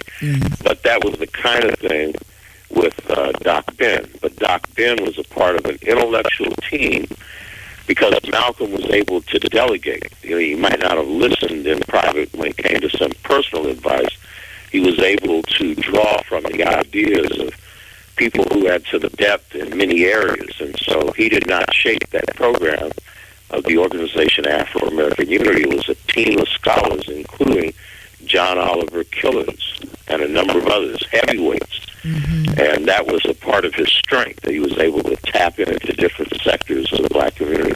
So, yeah, that was Doc Ben. And Doc Ben would have to be one of Malcolm's favorites because Doc Ben was in your face. He'd just tell you straight up, this is the way it is. And if Malcolm didn't like it, he was going to get it anyway. That was Doc Ben. Doc Ben would do that with anybody. And that's the kind of advisor you need. Somebody that's telling you the truth, not what you want to hear. So, yeah, that was Doc Ben. Doc Ben was political as well as historical. In fact, all his writings were political because they were basically trying to free the minds of African people worldwide from the legacies of slavery and the legacies of colonialism by going back to our great historical past. He must have done this as so many intellectuals, academics, Pan-African, I'm talking about like yourself and so many others, do a great personal sacrifice, Dr. Ben. Oh, yeah, because Doc Ben didn't have a regular source of income, so he'd be a lecturer and get paid, and a speaker and make some money, but this was not easy. Of course, in the 70s and in the 60s, the cost of living was a lot lower, but it got higher. So, yeah, that was hard. And he had over 35,000 books, which, by the way, he donated to the Nation of Islam rather than donate it to a white institution. So, yeah, that could not have been easy. And then, of course, he was under constant attack. But he was somebody who was taking the Western intellectual establishment and putting them on trial. So Doc Ben, I don't think, ever felt any kind of personal attack. He was himself kind of immune to that. Doc Ben was his own one-man army, intellectually and politically, and just in terms of his gumption, his backbone. So, yeah, well, you gave us a term. Yes, go ahead, Professor. He benefited from the rising consciousness that came out of civil rights and black power and Black Panther movements. And so blacks were more receptive in this country and around the world to African independence movements. They were more receptive to his message. And it was a message tuned to prepare blacks to rule themselves today and tomorrow based on what we knew about the greatness we had achieved in the past. He was also a part of an intellectual team. Dr. Jacob Carruthers described this team as the scrapers, the people who went out and fought.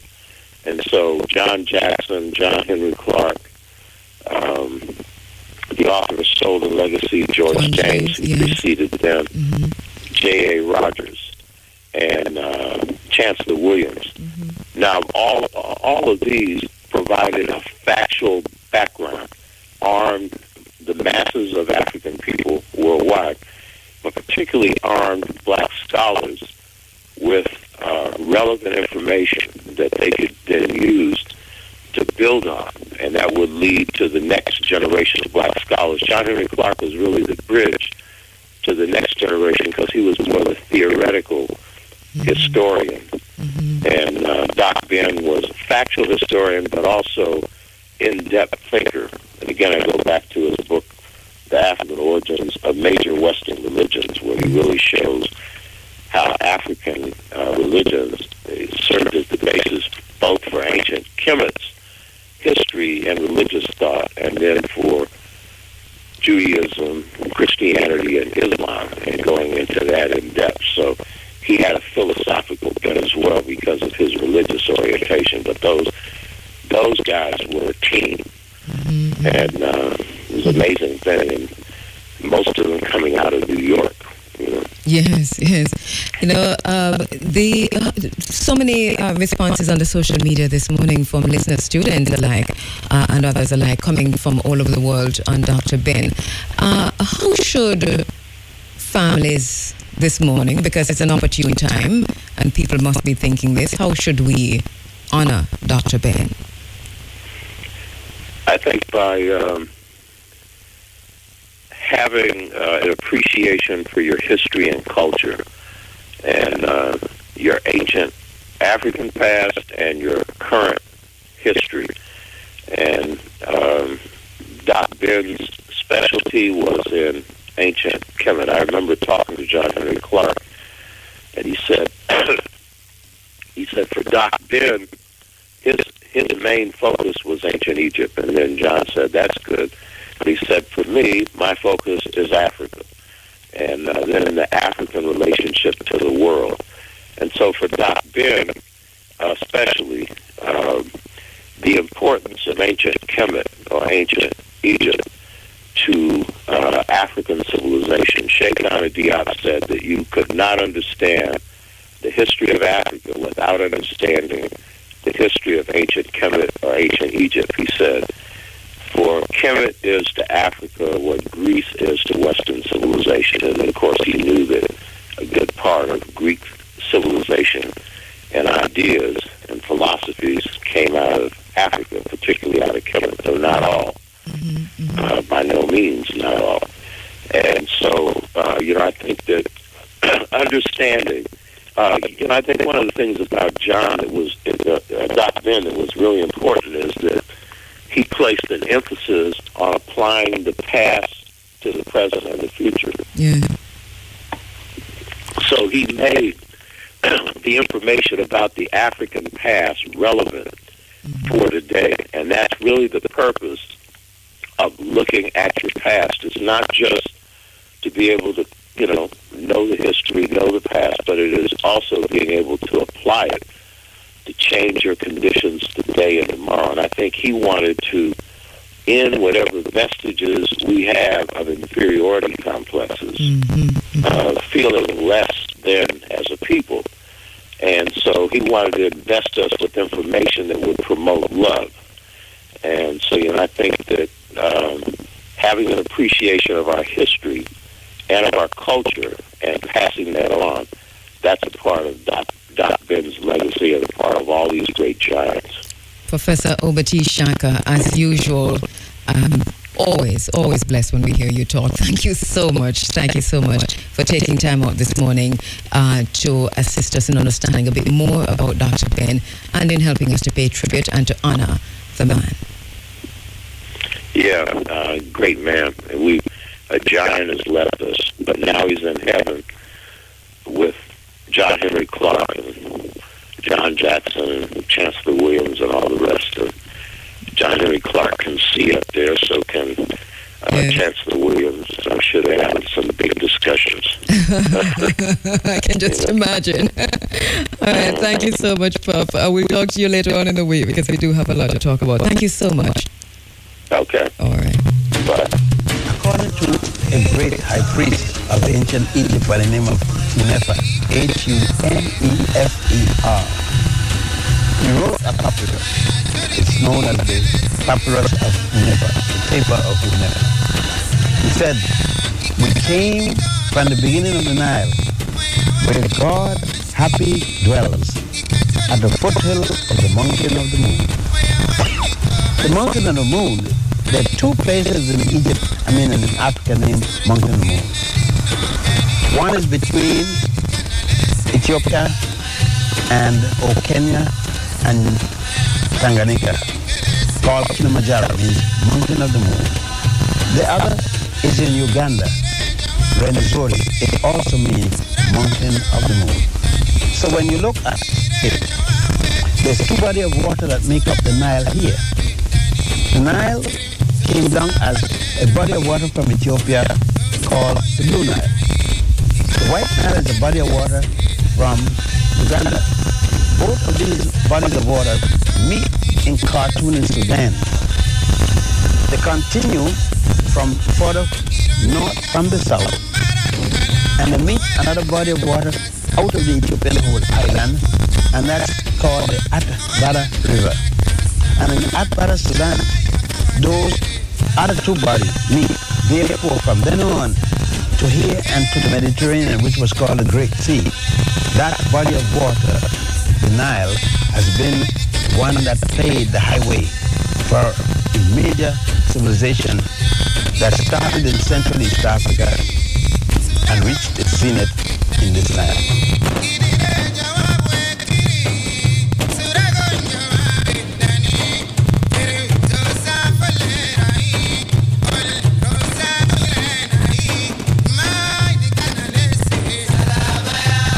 The 18th dynasty would consider to be the one with the most action. However, I would have to say the first dynasty, in that brought into effect all that happened after that.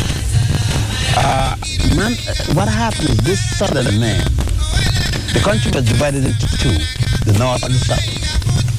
This man in the south, Nama, a king, organized his other vassals, other small kings, against the man in the north to have a unity, a man called Scorpion.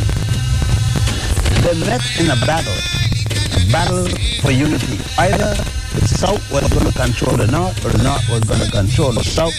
And they met at a place called Memnephat, they called Memphis.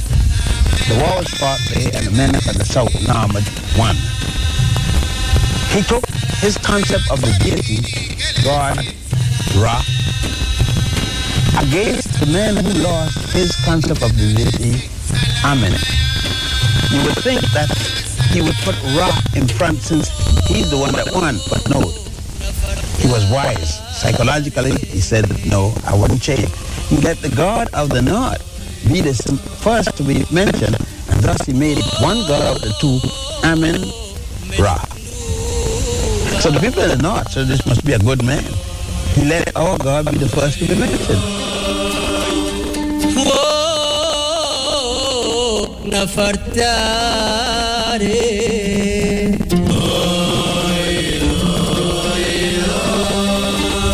Ptah was in the mythology the God who made gods, responsible for making gods, the God of all gods, the God of all gods.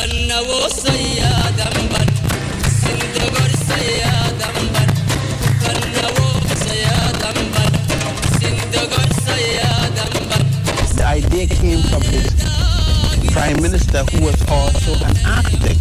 As a matter of fact, he was a multi-genius, the first one recorded in all of human history. You got to consider we're talking about 2800 BC.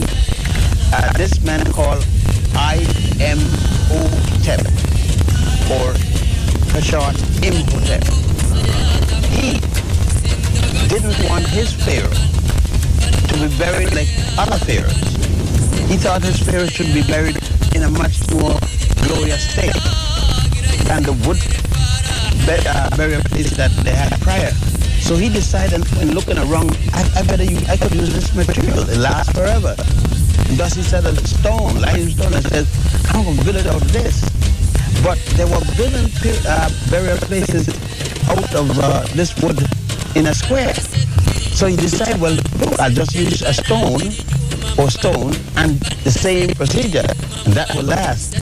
But when he was finished, he said, gee, it's going to last, but it looks like nothing.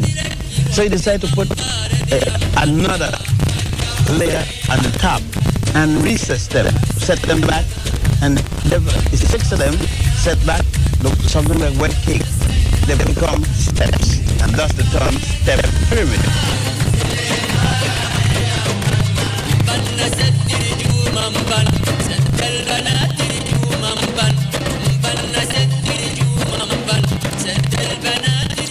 Elder Grand Master Teacher Dr. Ben there.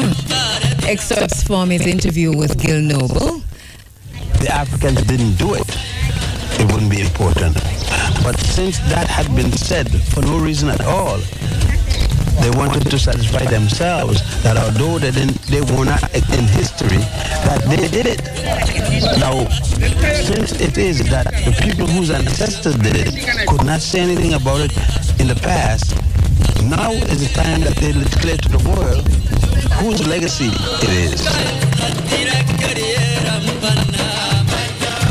All right, thank you so much. We're going to be going to the Supreme Ventures Supreme Ventures Cashpot draw, so listen up. Dollars, pick 2, pick 3, pick 4 Cashpot early bird draws are coming up next time on Iriefm, now 8:30. You're inside of the Africa Forum, running Africa.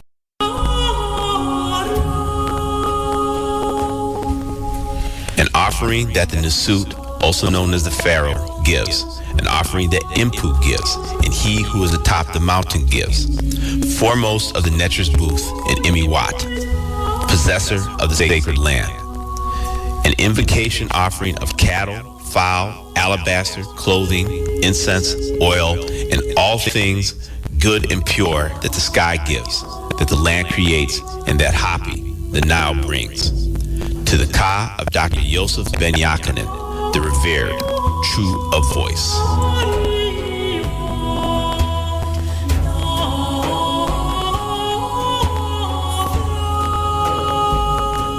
Hotep di Nasut, Hotep di Impu, di Tep Juef, Kenti Shenetcher, Imiwat, Neb, Tajesser, Peret Karu, Kawu, Apadu, Seshu, Menket, Shenetcher, Merhet, Ketnebet, Neferet, Wabek, Jedet, Pet, Kamat, Ta, Init Hapi. NKN, Dr. Yosef Ben Jochannan, and Maki Makaru.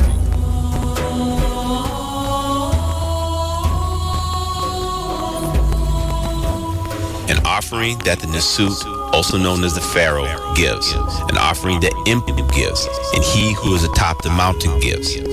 Foremost of the Netr's booth in Imiwat, possessor of the sacred land. An invocation offering of cattle, fowl, alabaster, clothing, incense, oil, and all things good and pure that the sky gives, that the land creates, and that Hapi, the Nile, brings. To the Ka of Dr. Yosef Ben Jochannan, the revered, true of voice.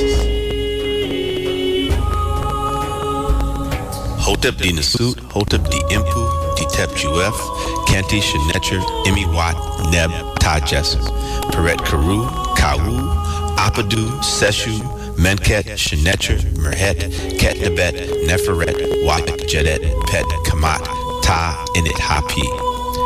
NKN, Dr. Yosef Ben Jochannan, and Maki Makaru.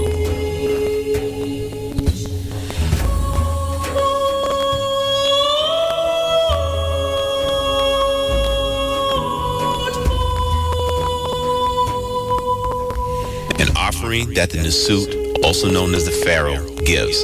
An offering that Impu gives, and he who is atop the mountain gives. Foremost of the Netr's booth in Imiwat, possessor of the sacred land. An invocation offering of cattle, fowl, alabaster, clothing, incense, oil, and all things good and pure that the sky gives, that the land creates, and that Hapi, the Nile, brings. To the Ka of Dr. Yosef Ben Jochannan, the revered, true of voice.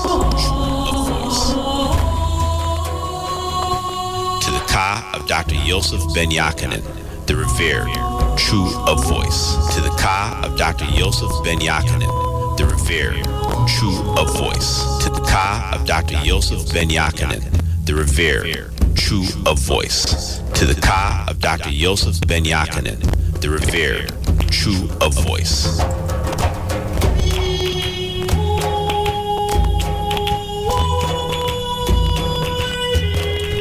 Time on Iriefm 8:45. It's now time for the local and international headlines. Natalie Campbell is standing by with that. I don't know if you met him personally.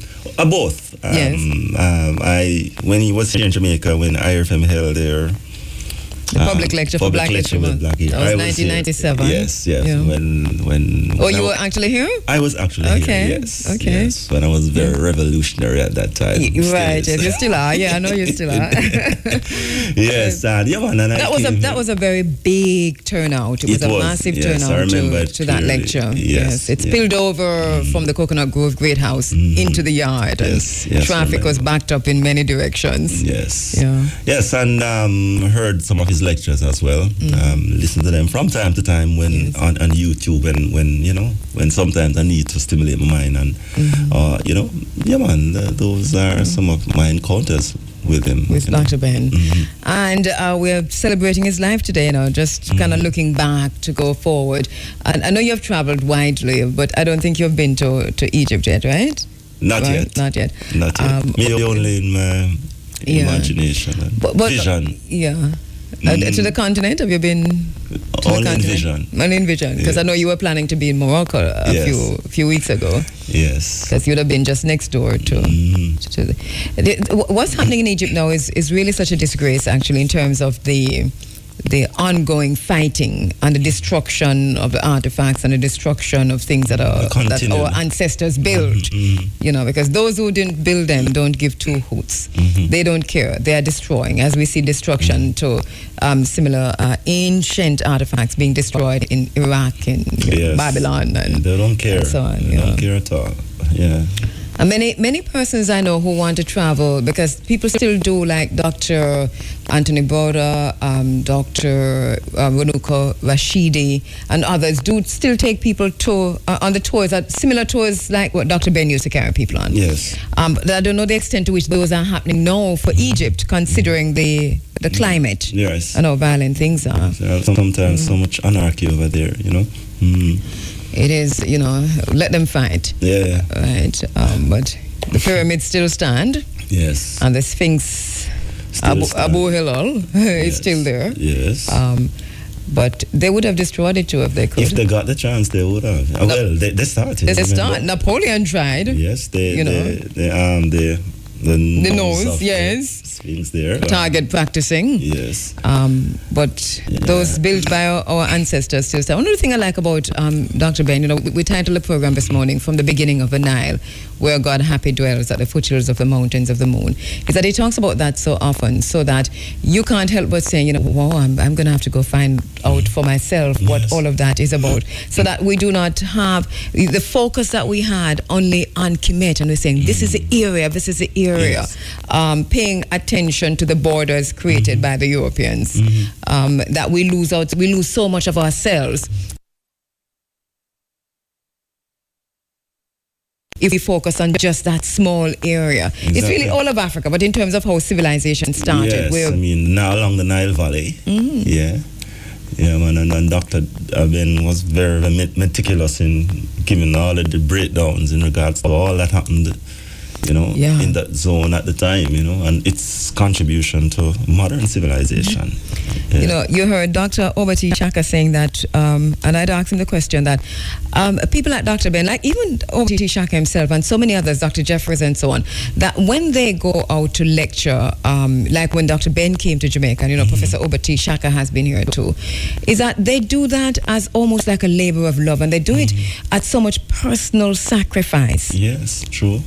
It is something that happens in the community, that we ourselves have to stand up and say, we're going to have to deal with this differently. And it's such a pity that, they get a lot of ridicule for doing things like this. A lot of people like to see them. Yes, we have the knowledge, and they should keep it up in the right. They should write journals, write articles for journals, and get tenure but don't come down to the level of the normal man. Right. You don't want that. We started Walter Rodney. They just never want it. And Dr. Ben spoke about that when he was here in '97. I don't remember. They talked about not. As a scholar, as an intellectual, he understood that he had a different job to do in terms of reaching our people, reaching members of the family. So he was on the street corners of New York, the street corners of Harlem, and so on, teaching. And we saw Walter Rodney doing a similar thing. Boy, that takes a lot of commitment. I love dedication, because Dr. Ben had many children, Yes. Yes, like in the teens. Yes. Yeah. He was married 3 times. Okay. So he had many children. So you can imagine. I heard the folk singer, but the African who matched with Dr. Martin Luther King, Harry Lafonte, saying that his greatest mistake, so his greatest regret in his life so far, is that he did not spend the kind of quality time that he should have with his children. And he took it for granted that they knew, because he knew, because he was doing, because he was doing it, he was marching with the doctor, he was organizing, he was everywhere. He took it for granted that they knew. Yes. And I think a lot of African innocent love African elders and African descent elders and young people can learn something from that statement. So true. Very true. How do you think we should honor Dr. Ben? We continue his work. I mean, when we have the space at time, we drop some of his lectures and, what he has to say and what he has to say. And do our part. And I would like you feel very strong about that. Yeah. I agree with you. No, I agree with you. For real. That's all I really would like to hear, from time to time. More about that. Because it stimulates the mind, liberate mind. True. And, it gives a sense of the belongingness to here on earth, So, thank you so much, Mr. Rogers, for as we celebrate the life and pay tribute to and honor Dr. Ben. Dr. Ben, thanks, brother. From the beginning of the Nile, we were happy to realize that at the foothills of Valentine's moon, we honor Dr. Ben.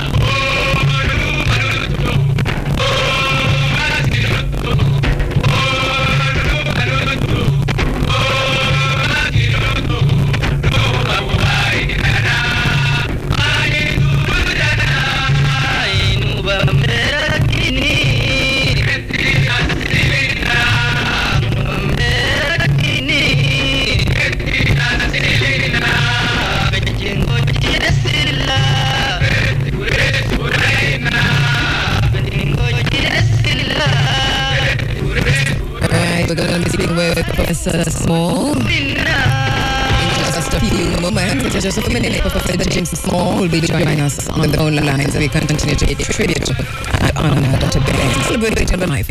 But the tribute are coming in, and for the Black Jewish historians, the Black Beta Israelites, they have posted a tribute to Dr. Yosef Ben Jochannan, Black Jewish historian of his illicit title by Rabbi Shlomo Believing. He said Israelite community mourns the passing of our beloved elder Dr. Yosef Ben Jochannan, 1918 to 2015. He was born in Ethiopia in the Mason village of Gondar, according to the customs of African Jews in that region, who are known as Beta Israel. His father was a member of this community, and he was married after his grandfather. He was named after his grandfather, Jochannan. In fact, his name is Hebrew and means Joseph, fitting from the tribute coming in from the Beta Israel community. He continues to see Mr. Bar Mitzvah, and during the adolescence moved to the Virgin Islands and Puerto Rico before immigrating to the United States. His magnum opus, We the Black Jews, was the first major historical work written by us, about us, and primarily for us.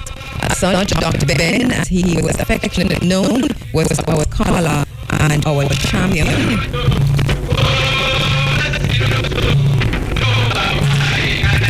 Long before his reputation garnered attention on the international stage, he was embraced by Chief Rabbi, a master leader of the Commandment Keepers Ethiopia Hebrew congregation in Harlem. A Jew of Ethiopian birth, Dr. Ben dedicated the second volume of We the Black Jews to Rabbi Matthew. He was frequently visited in the Black synagogues. In 1977, Dr. Ben accepted an honorary faculty position with the Israelite Rabbinical Academy at Shlo, Ethiopia Jew Hebrew congregation in Brooklyn, New York. Dr. Ben maintained the close relationship with the Black Jewish community throughout his life, and it continues. Dr. Ben's work expanded to explore the Egyptian origins of Judaism, Christianity, and Islam. When asked about this shift in academic focus, Dr. Ben explained that he was attempting to put our identity as Black Jews into its core historical context, as people and religion, but literally came out of Africa. A tribute from the Israel community. Dr. Ben demonstrated that the Torah and archaeological evidence both supported the claim that all the Hebrews who stood the biblical land of Israel, including Moses, Aaron, Miriam, and Joshua, were born in Africa and raised in Egypt. Zipporah, it says, the wife of Moses, was born in Ethiopia like Dr. Ben. As Black Jews, we have always been comfortable with acknowledging our ancient and modern connections with Africa. The greatest criticism and opposition that Dr. Ben faced came from those who attempted to deny this connection and remake Judaism into a white European creation.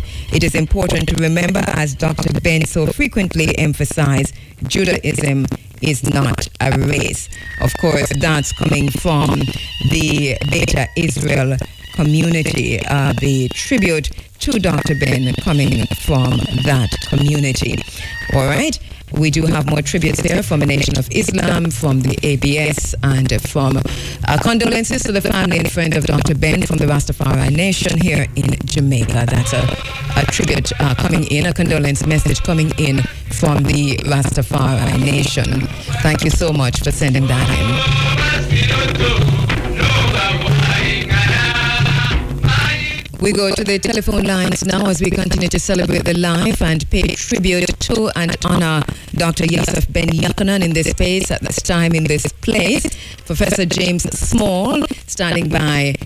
Good morning, Professor Small. Thank you so much for joining us in this tribute and celebration of life. Good morning, and good morning to Jamaica. All right, good to have you as usual. I was telling the younger ones about you here recently and about the work that you have done. And because we're looking at Dr. Ben, and then we're looking at everybody surrounding Dr. Ben. And I was just saying, I remember being in Ghana when the ancestors were coming in on the water, and I was in the and I was in the sea. That was a fantastic moment in history. Do you remember that you actually couldn't wait for the boats to come out, that you went into the sea? Of course. Yeah, it's so good to have you. And I couldn't swim either. So good to have you online. We still have that interview, by the way, of Professor Smalls in the water. All right, Professor Smalls, here we are celebrating the life of Dr. Ben. I know that you were a son, a close brother, a close friend, a colleague of Dr. Ben. How did you come to be so close to such a great man? Well, after Malcolm X died at age 21, I became the minister over that mosque. Yes. And in my first year, 67, Dr. Ben came to the mosque. And he came in my mosque to say, this religion ain't nothing. This is not African. I had to throw him out of my mosque. And that scuffle that me and him had in 67, it made us the best of friends, and we never had a harsh word since that day. Right. You know, Professor Small is resonating with me because the first time he came to Jamaica and we invited him, we had also, before he spoke, we had an African fashion show. And so he took to the stage and he said, I had to sit through that. That wasn't African. That was African material. The dresses are too short. So I can identify. Yes. Right, so you're saying since that time you identify. Yes. Right, so you're saying since that time you've been very, very close. So we've been talking about him all morning, and one of the things that I kept wondering throughout all the interviews that I've had since this morning is and now that we talk about, his body of work and him pointing us to Africa and so on, do you think he was disappointed at any time in the pace at which the African liberation was happening? Yes, and we spoke about it sometimes. He felt that we spent too much time on trappings and rituals, and we didn't spend enough time on studying the literature from that Nile Valley that the ancestors left to help us reconstruct our families and reconstruct society. Those are the two things. He felt that you had to reconstruct the family in order to reconstruct the society, and that you needed to study how they did it in ancient Egypt in order to know how to do it now. since the ancient Egyptian Africans left us so much good records, you know. Yes. And there's so much written records. And so that, as I was just saying to Professor Obati Shaka, so that how do we honor Dr. Ben against this background? Is to study the works that he left us, over 44 books on the subject, to study his works and to put a lot of the things he gave us into practice. You know, to put the program, like I'm a member of the class that he founded over here. Yes. And that's an ancient Egyptian society of secrets on how to build good manhood. We need to practice and broaden our manhood building organization, to keep our young men in schools, to keep them out of prison, to keep them away from crime, to teach them how to respect our women, to let them learn our past so that we can construct our future. That's the one thing. He never missed a meeting. You know, we were having a meeting this coming weekend. Yes. And he was to be present at that meeting as he's been every year.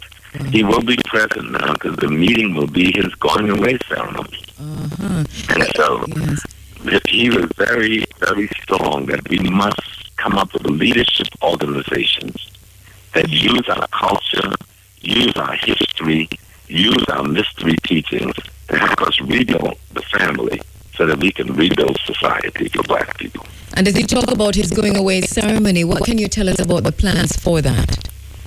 But the meeting won't be, the final meeting will be on Tuesday after 4 p.m. to set the actual date. Yes. But it'll be either Friday or Saturday. And we know we will be doing it at the Abyssinian Baptist Church. So as soon as we run out of that meeting on Tuesday, we will call the air, and I will make sure you get a call as well. Yes, thank you so much. We're going to give him a traditional Pharaoh's ceremony, which is called the opening of the mouth ceremony, that you can see in the Book of the Dead. Yes. At this time, I'm the acting high priest of the order. So I will be performing, I will at least be overseeing the ceremonies. And I'm sure we will be assisted by Reverend Calvin Bust, who is the senior pastor of Abyssinian Baptist Church, the Reverend Al Sharpton, Dr. Leonard Jeffries. They will all be partaking in the ceremony. The family will be there, but the family has given the ceremony part over to the class. And then the class is the society that he formed over here. So for those who don't know who the craft is, we are the father of Freemasonry. So that should give a good sense of what the ceremony will be. When you look at the Book of the Dead, you will see the ceremony being performed on Osiris as he's laying. And they have a little tool, the priest with the leopard skin on the shoulder have a little tool in his hands that's called the opening the mouth. And what you do in the ceremony, you symbolically open the mouth of the departed, which will then allow him to speak for himself. So after that ceremony is done, they will be reading some certain significant and specific texts that Dr. Ben has written, so that he will now be able to again speak for himself to the world. True of voice. Wow, I'm just, getting all kinds of goosebumps. So that, will this ceremony be open to the public, people who want to travel? Yes, ma'am. It will be open to certain parts of it. Won't be, but what I just explained to you will be. Okay. All right, so for persons from Jamaica who are thinking of making it, I've had so many questions about when it is and, how do they go and are there trips from Jamaica and so on. As soon as we find out on Tuesday, we'll make the decision on Tuesday evening. We're just waiting for Dr. Leonard Jeffries to get back to the city. He gets back on Tuesday morning. Right, and he did mention and then that meeting in one of our Black sons won't be available until Tuesday afternoon. That's why we're waiting till Tuesday. To make sure the family has full input and agree and approve of everything that we're doing. And then we can go forward. And Dr. Ben had a really big family. All the children will be there? And all the children will be coming, and some of them are already here. Yes. And more coming in. And then he has family that he adopted in Egypt, and some of them are coming. So we are waiting on them as well. All right, our condolences to the family, of course, from all of us here at Iriefm. By the way, lots of condolences coming in, especially from the African community, also from persons within the academic community and so on, to be passed on to the family. For those who, well, I know you, well, let us wait until after Tuesday, then we'll have some more questions about the ceremony. Yes. Okay, but the one thing I always want people to know that we always thank the Caribbean for sending Dr. Ben.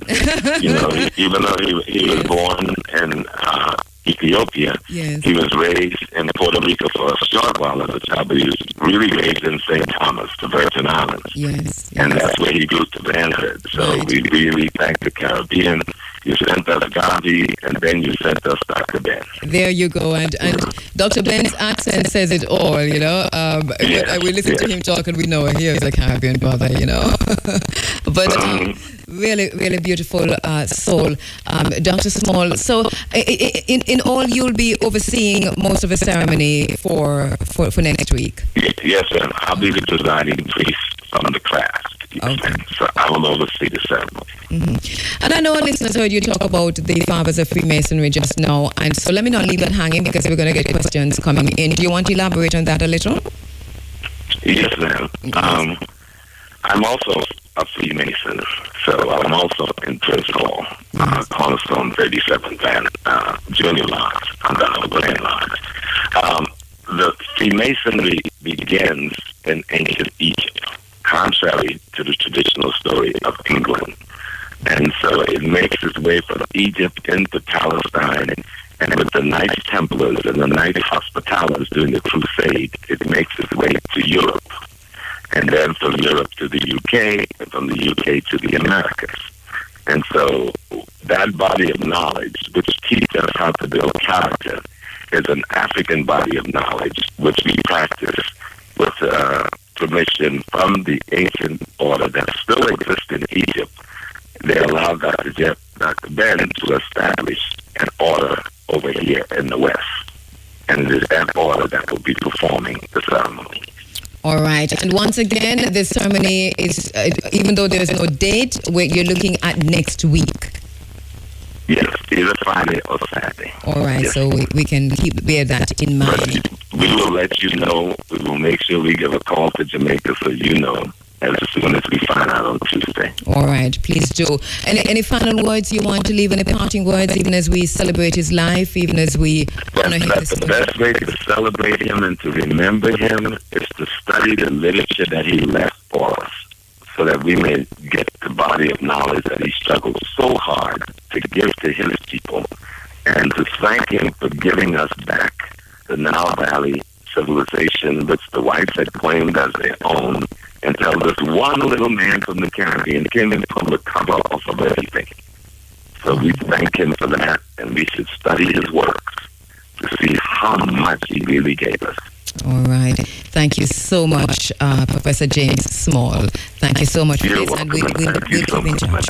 All right. Professor James Small there, who will be the high priest at the ceremony of the opening of the mouth that will happen next week for Dr. Ben. We'll keep you informed. A little bit early in the program, but it's a very special program and a very special bottom line. After 97 moons, Dr. Yosef Ben Jochannan, like the African called Ramses the Great, is entering into the afterlife, true of voice, Ma'at Kheru. Dr. Ben now strides the ancestral realm. He began his journey into Ipet Isut to join the great and loyal ancestors, March 19, 2015. Ashe, Ashe, Ashe.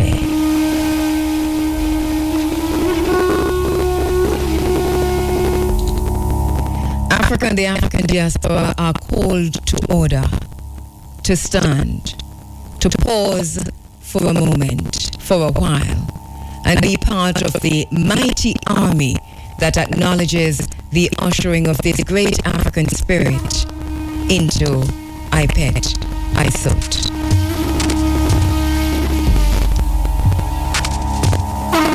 Fearless, irreverent, and revolutionary, Dr. Ben chose when and where he entered as an African, refusing to be relegated or indeed to see the African race relegated to the corridors of history, carrying the force of the race, the black race, providing the nexus around and within which we can and must unite.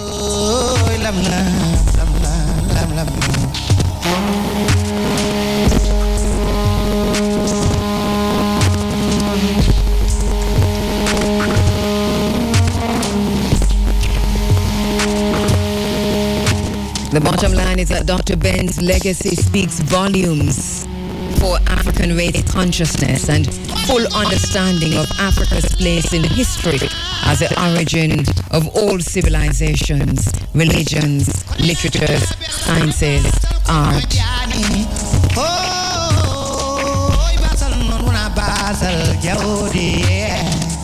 Dr. John Henry Clark says of him, Dr. Ben made a mission of his life in looking at the corners and dimensions of his profession, generally neglected by other writers, historians, and teachers. The bottom line is that Dr. Ben's enormous body of work, sacrifice, loyalty, and love for Al-Kebelan and Al-Kebelan's Africa and Africans, his tireless efforts to illuminate, enlighten, and liberate our African minds away from paths of self-destruction and toward African liberation are etched in the annals of time and have a life and spirit of their own.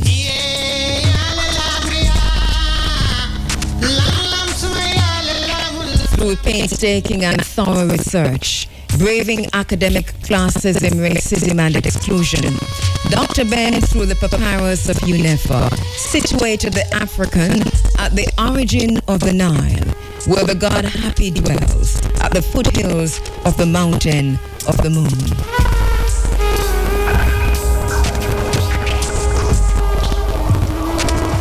Dr. Ben made the study of Kemet, Ethiopia, Bakongo, Uganda, a sacred priesthood, and in this way allowed us to see the Egypt and Africa that was, and to envision the Egypt and Africa that still must be.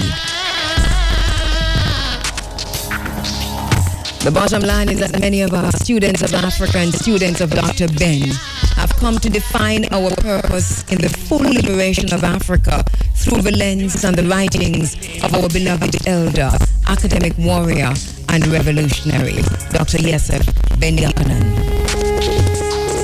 The bottom line is that many of us students of Africa and students of Dr. Ben are braver, more confident, bolder in our knowledge and our interactions with the others because we knew Dr. Ben, because we had read Africa, Mother of Western Civilization, Black Man of the Nile and his family, the African called Ramses the Great, the African origins of major Western religions, etc. The bottom line is that Dr. Ben engendered in us a kind of radicalism and revolutionariness.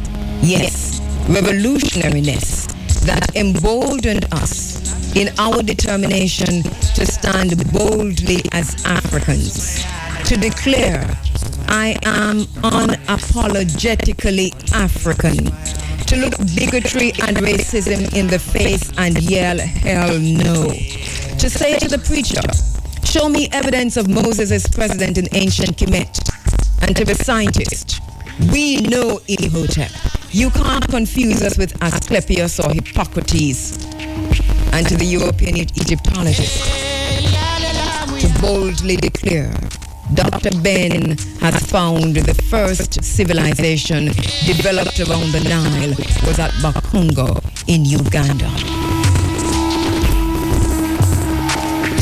The bottom line is that many of us students of African students of Dr. Ben knew that the best way to stop an argument about ancient Egyptian civilization is to say, Dr. Ben said, and that's the end of the argument. We honor this great African, black man of the Nile, memory keeper. We honor this, our now ancestor, Dr. Ben, who we are certain must also pause for a while on his ancestral journeys into Ipet Isut, at the Nile, the beginning of the Nile, where the god Happy dwells, at the foothills of the mountain of the moon. We stand with Africa. We stand with the elders. We pause for a while, for a moment, with Africa's liberators and Africa's creators, to honor this great spirit who made Africa and Egypt his life study, and who was unafraid to stand up and speak truth to power, whatever the cost. We honor Dr. Yosef Ben Jochannan, now being received by Monamu Marcus Messiah Garvey, Dr. Sheikh Anta Diop, Dr. John Henry Clark, Malcolm X, Professor Ivan Sertima, Dr. Amos Wilson, Professor Chancellor Williams, Khalid Abdul Muhammad, Asa Hilliard, John G. Jackson, Jacob Carruthers, Gil Noble, Edward Blyden. Ashe, Ashe, Ashe.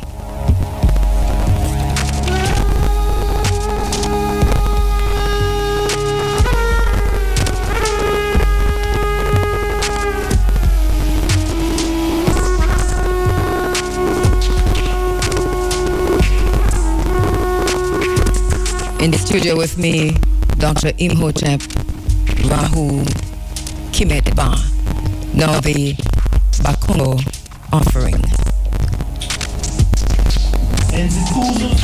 Kulu Yosef Ben Jochannan Matondo tata Zambia mpungu tulendo Enzituzo tata Zambia mpungu tulendo Yenge mwachembo batata Zambia ba mpungu tulendo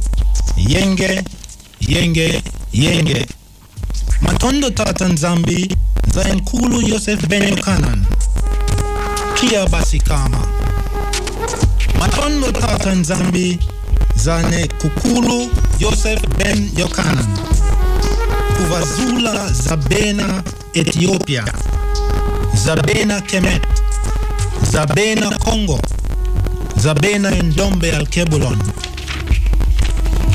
Enzituzu Za Nkulu Yosef Ben Jochannan Entumu Ndombe Bana Ba Al-Kebulan Enzituzu Nkulu Yosef Ben Jochannan Entua Nkosi Entima Nkosi Entuma Kilombo Nzazi Kidumu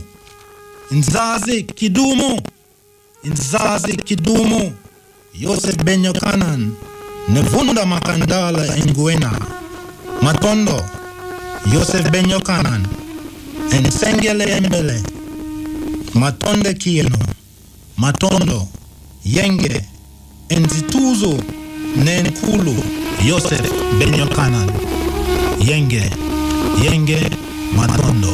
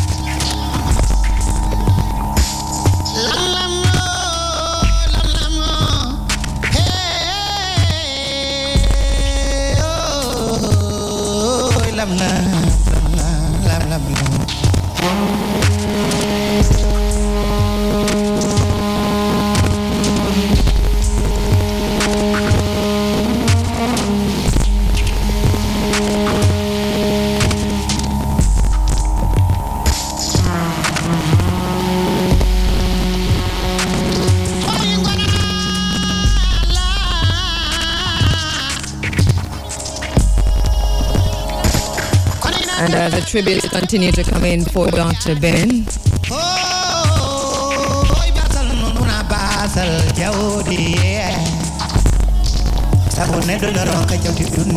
from the beginning of the Nile, where God happy dwells at the foothills of the mountains of the moons, this man was from there.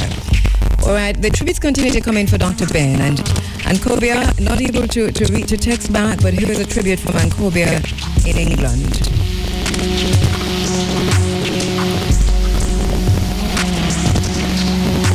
She says a reminder to us all that in the physical sense our time is short. So as Africans we have to make it a daily mission to fulfill our life purpose if we want those who come after us to live victoriously. Travel in peace, Dr. Ben, and may you be found, Ma'at Kheru, true of voice, and may your reception be a magnificent one. Ashe. Beautifully said, Ancobia.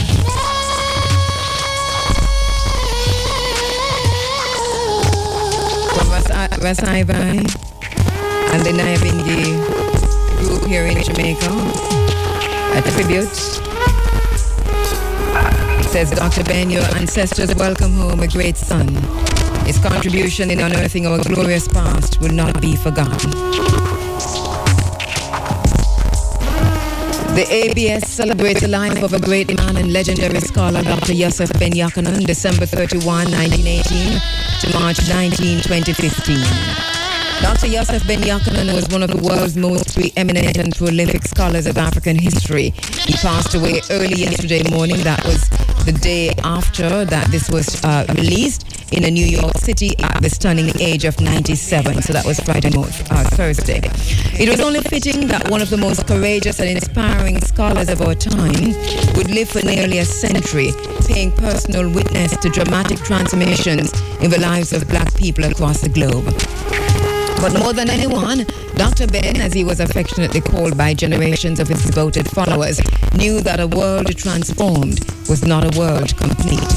Black people might have lifted themselves from widespread subjugation, but they still suffered and were far from the glorious civilizations in Africa about which Dr. Ben taught millions of eager charges. One of his many specialities was the ancient civilization of Kemet in Egypt. He was one of the first true Egyptologists before that title had even come into vogue. It says that Dr. Ben was always controversial, was always a controversial figure because he had no interest in trying to placate white scholars or writers who were threatened by his claims about Africa, Europe, and the Middle East. Because generations of white orthodoxy had moved the Western world to accept as fact questionable scholarship about the preeminence of European rulers and thinkers, Dr. Ben was always willing to take down those Western myths one by one. Dr. Ben turned 97 on New Year's Eve and had plans to celebrate many more, but his friends took note of his diminishing appetite, though close colleagues like Dr. Jeffries and Professor Smalls were forced to go to the internet earlier this month to debunk rumors that he had already passed. At 3:30 a.m. on Thursday morning, Dr. Ben bade his farewell. Ashe. Amsterdam News editor Neambe Arinda says he was one of the last great men of his era. He was a master teacher who just wanted to share our amazing African history. He was a man of the people. He was always amongst us, educating and sharing. Sitting with him was a gift of tremendous proportions. He was loved, and he loved his people. He was like a library of African history unto himself, as if a wing of one of the world's great research institutions had been poured into one brain and become ambulatory. Tributes are coming in for Dr. Ben.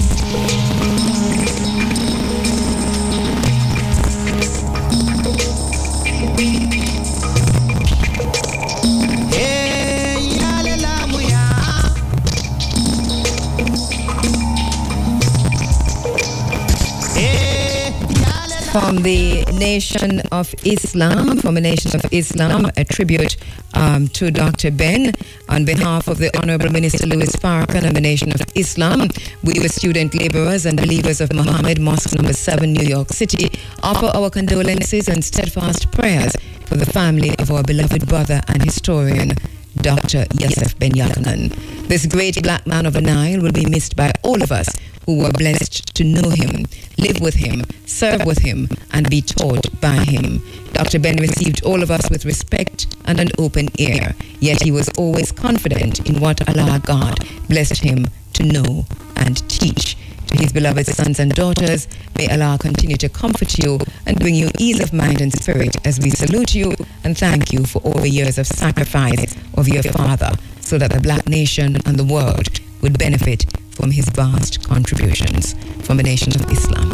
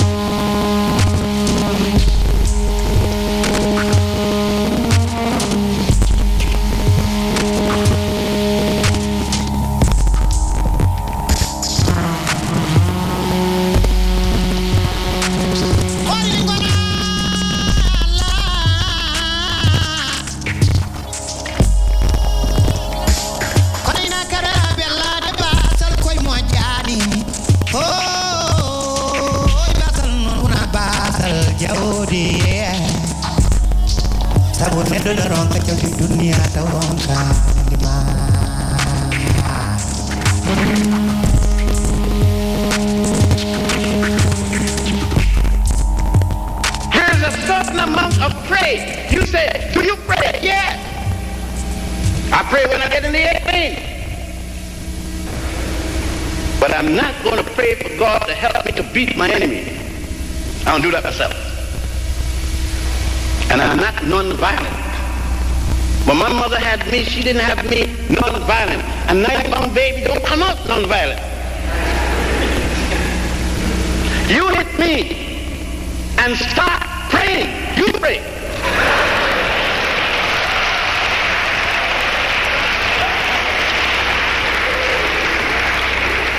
Because it's not natural. Because I know this. You see, when King Irie of Ethiopia in 5100 established the concept of non-violence, he didn't say at any cost. When Akhenaten brought his cousin Semenkari and sit him on the throne of Egypt as co-regent in the 18th dynasty so that he could pay attention to non-violence, he didn't say at any cost. Not at the destruction of his people. When Rosa Parks got up in that bus, she had no PhD, no M anything, no B anything, but she had the integrity of an African woman that she was no longer going to sit down in the back of the bus, that she was willing to die and take somebody with her. I know these are alien talks. These are alien thoughts because you believe that praying can change it. No way. Praying didn't change lynching, because it still goes on. Instead of a Ku Klux Klan doing it, the government does it. Scott Jumbo Bathroom Chissy is cushiony, soft and also Kadia, ewo Iriefm.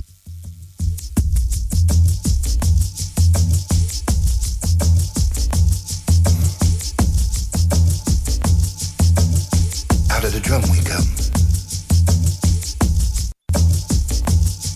As a people, out of the drum, we come. Hey. Out of the drum we come. Oh. As a people, out of the drum we come. No.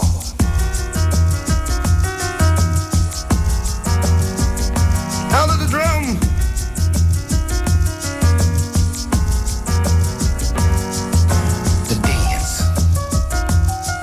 The elder. Everybody dance. Respect yourself. The dance of the elder. Everybody dance. Respect yourself. Oh, man.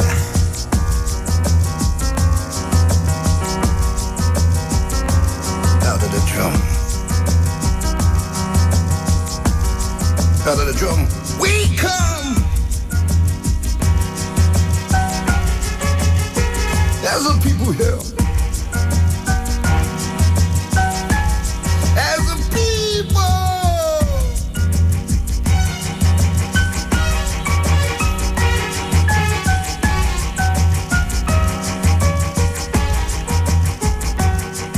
The dance. It's a dance of the elders.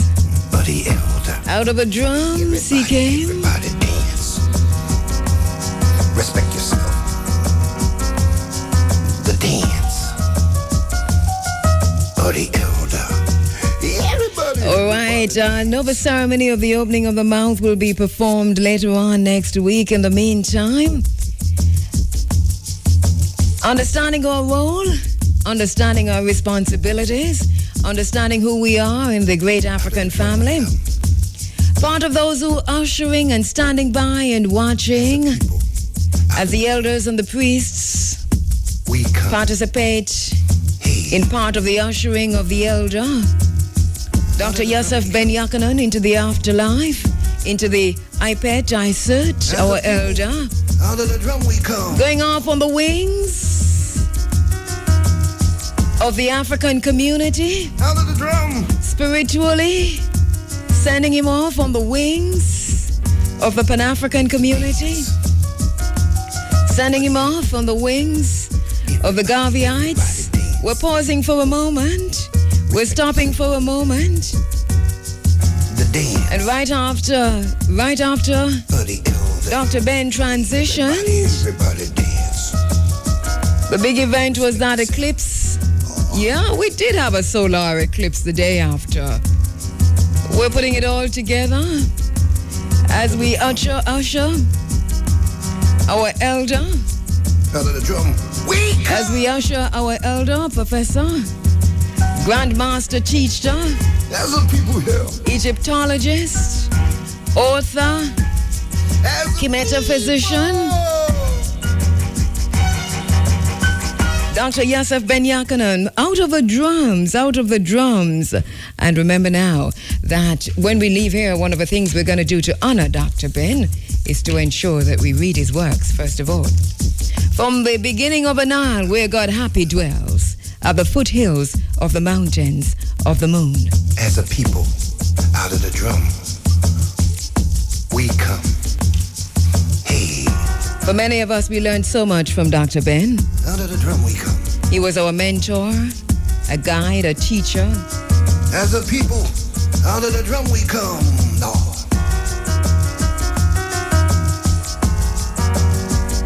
Out of the drum. To those who continue the work, those who continue the legacy of Dr. Ben, more power to you. I want to say thanks to all those who participated in the program this morning. Thanks to my broadcast assistant, Shamara Preston. Thanks so much to Shane Clark, who worked into the wee hours of the morning.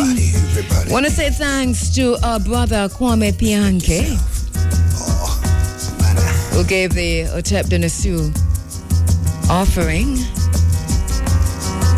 Thanks so much, my brother Kwame. Thanks so much to Dr. Wanuka Rashidi,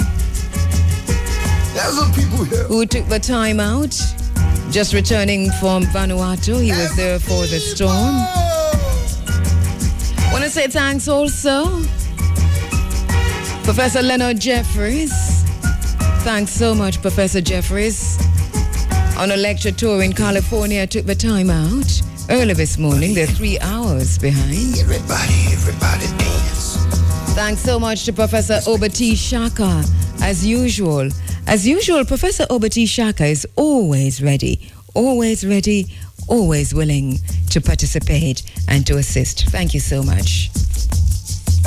Thank you so much to Professor James Smalls, Out of the drum we come. the acting high priest right now, who will be leading the performance of the opening of the mouth ceremony for Dr. Ben later on this week, Friday or Saturday. Keep that date.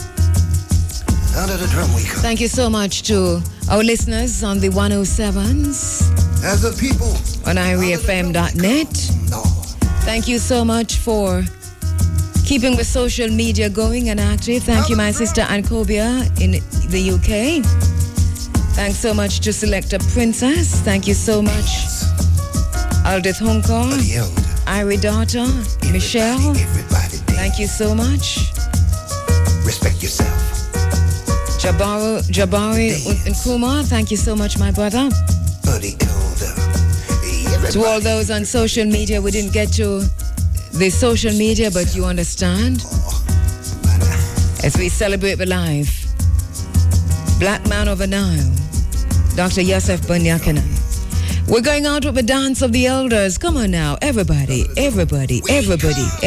dance. Everybody dance. Gonna take it from the top again. Everybody dance as we usher the spirit. He's on his ancestral journey, Dr. Ben Jochannan, and we're pausing for a minute to be part of that dance in unison that ensures that he enters the afterlife through a voice, Ma'at Kheru. As a people, out of the drum, It's a dance of the elders. we come. Hey. Out of the drum we come.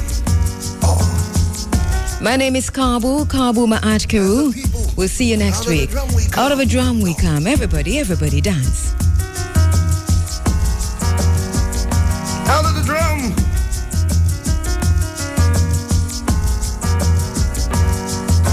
The dance of the elder. Everybody dance. Respect yourself. The dance of the elder. Everybody dance. Respect yourself.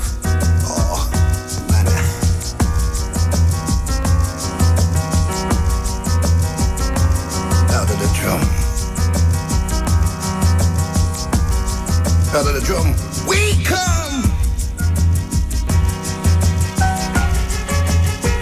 As a people here. As a people.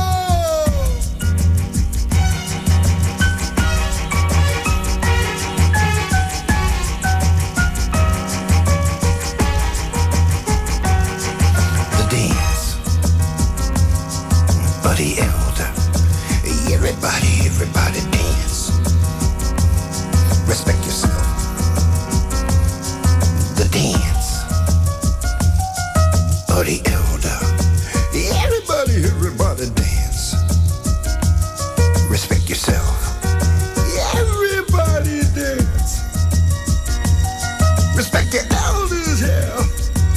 Everybody dance. Respect your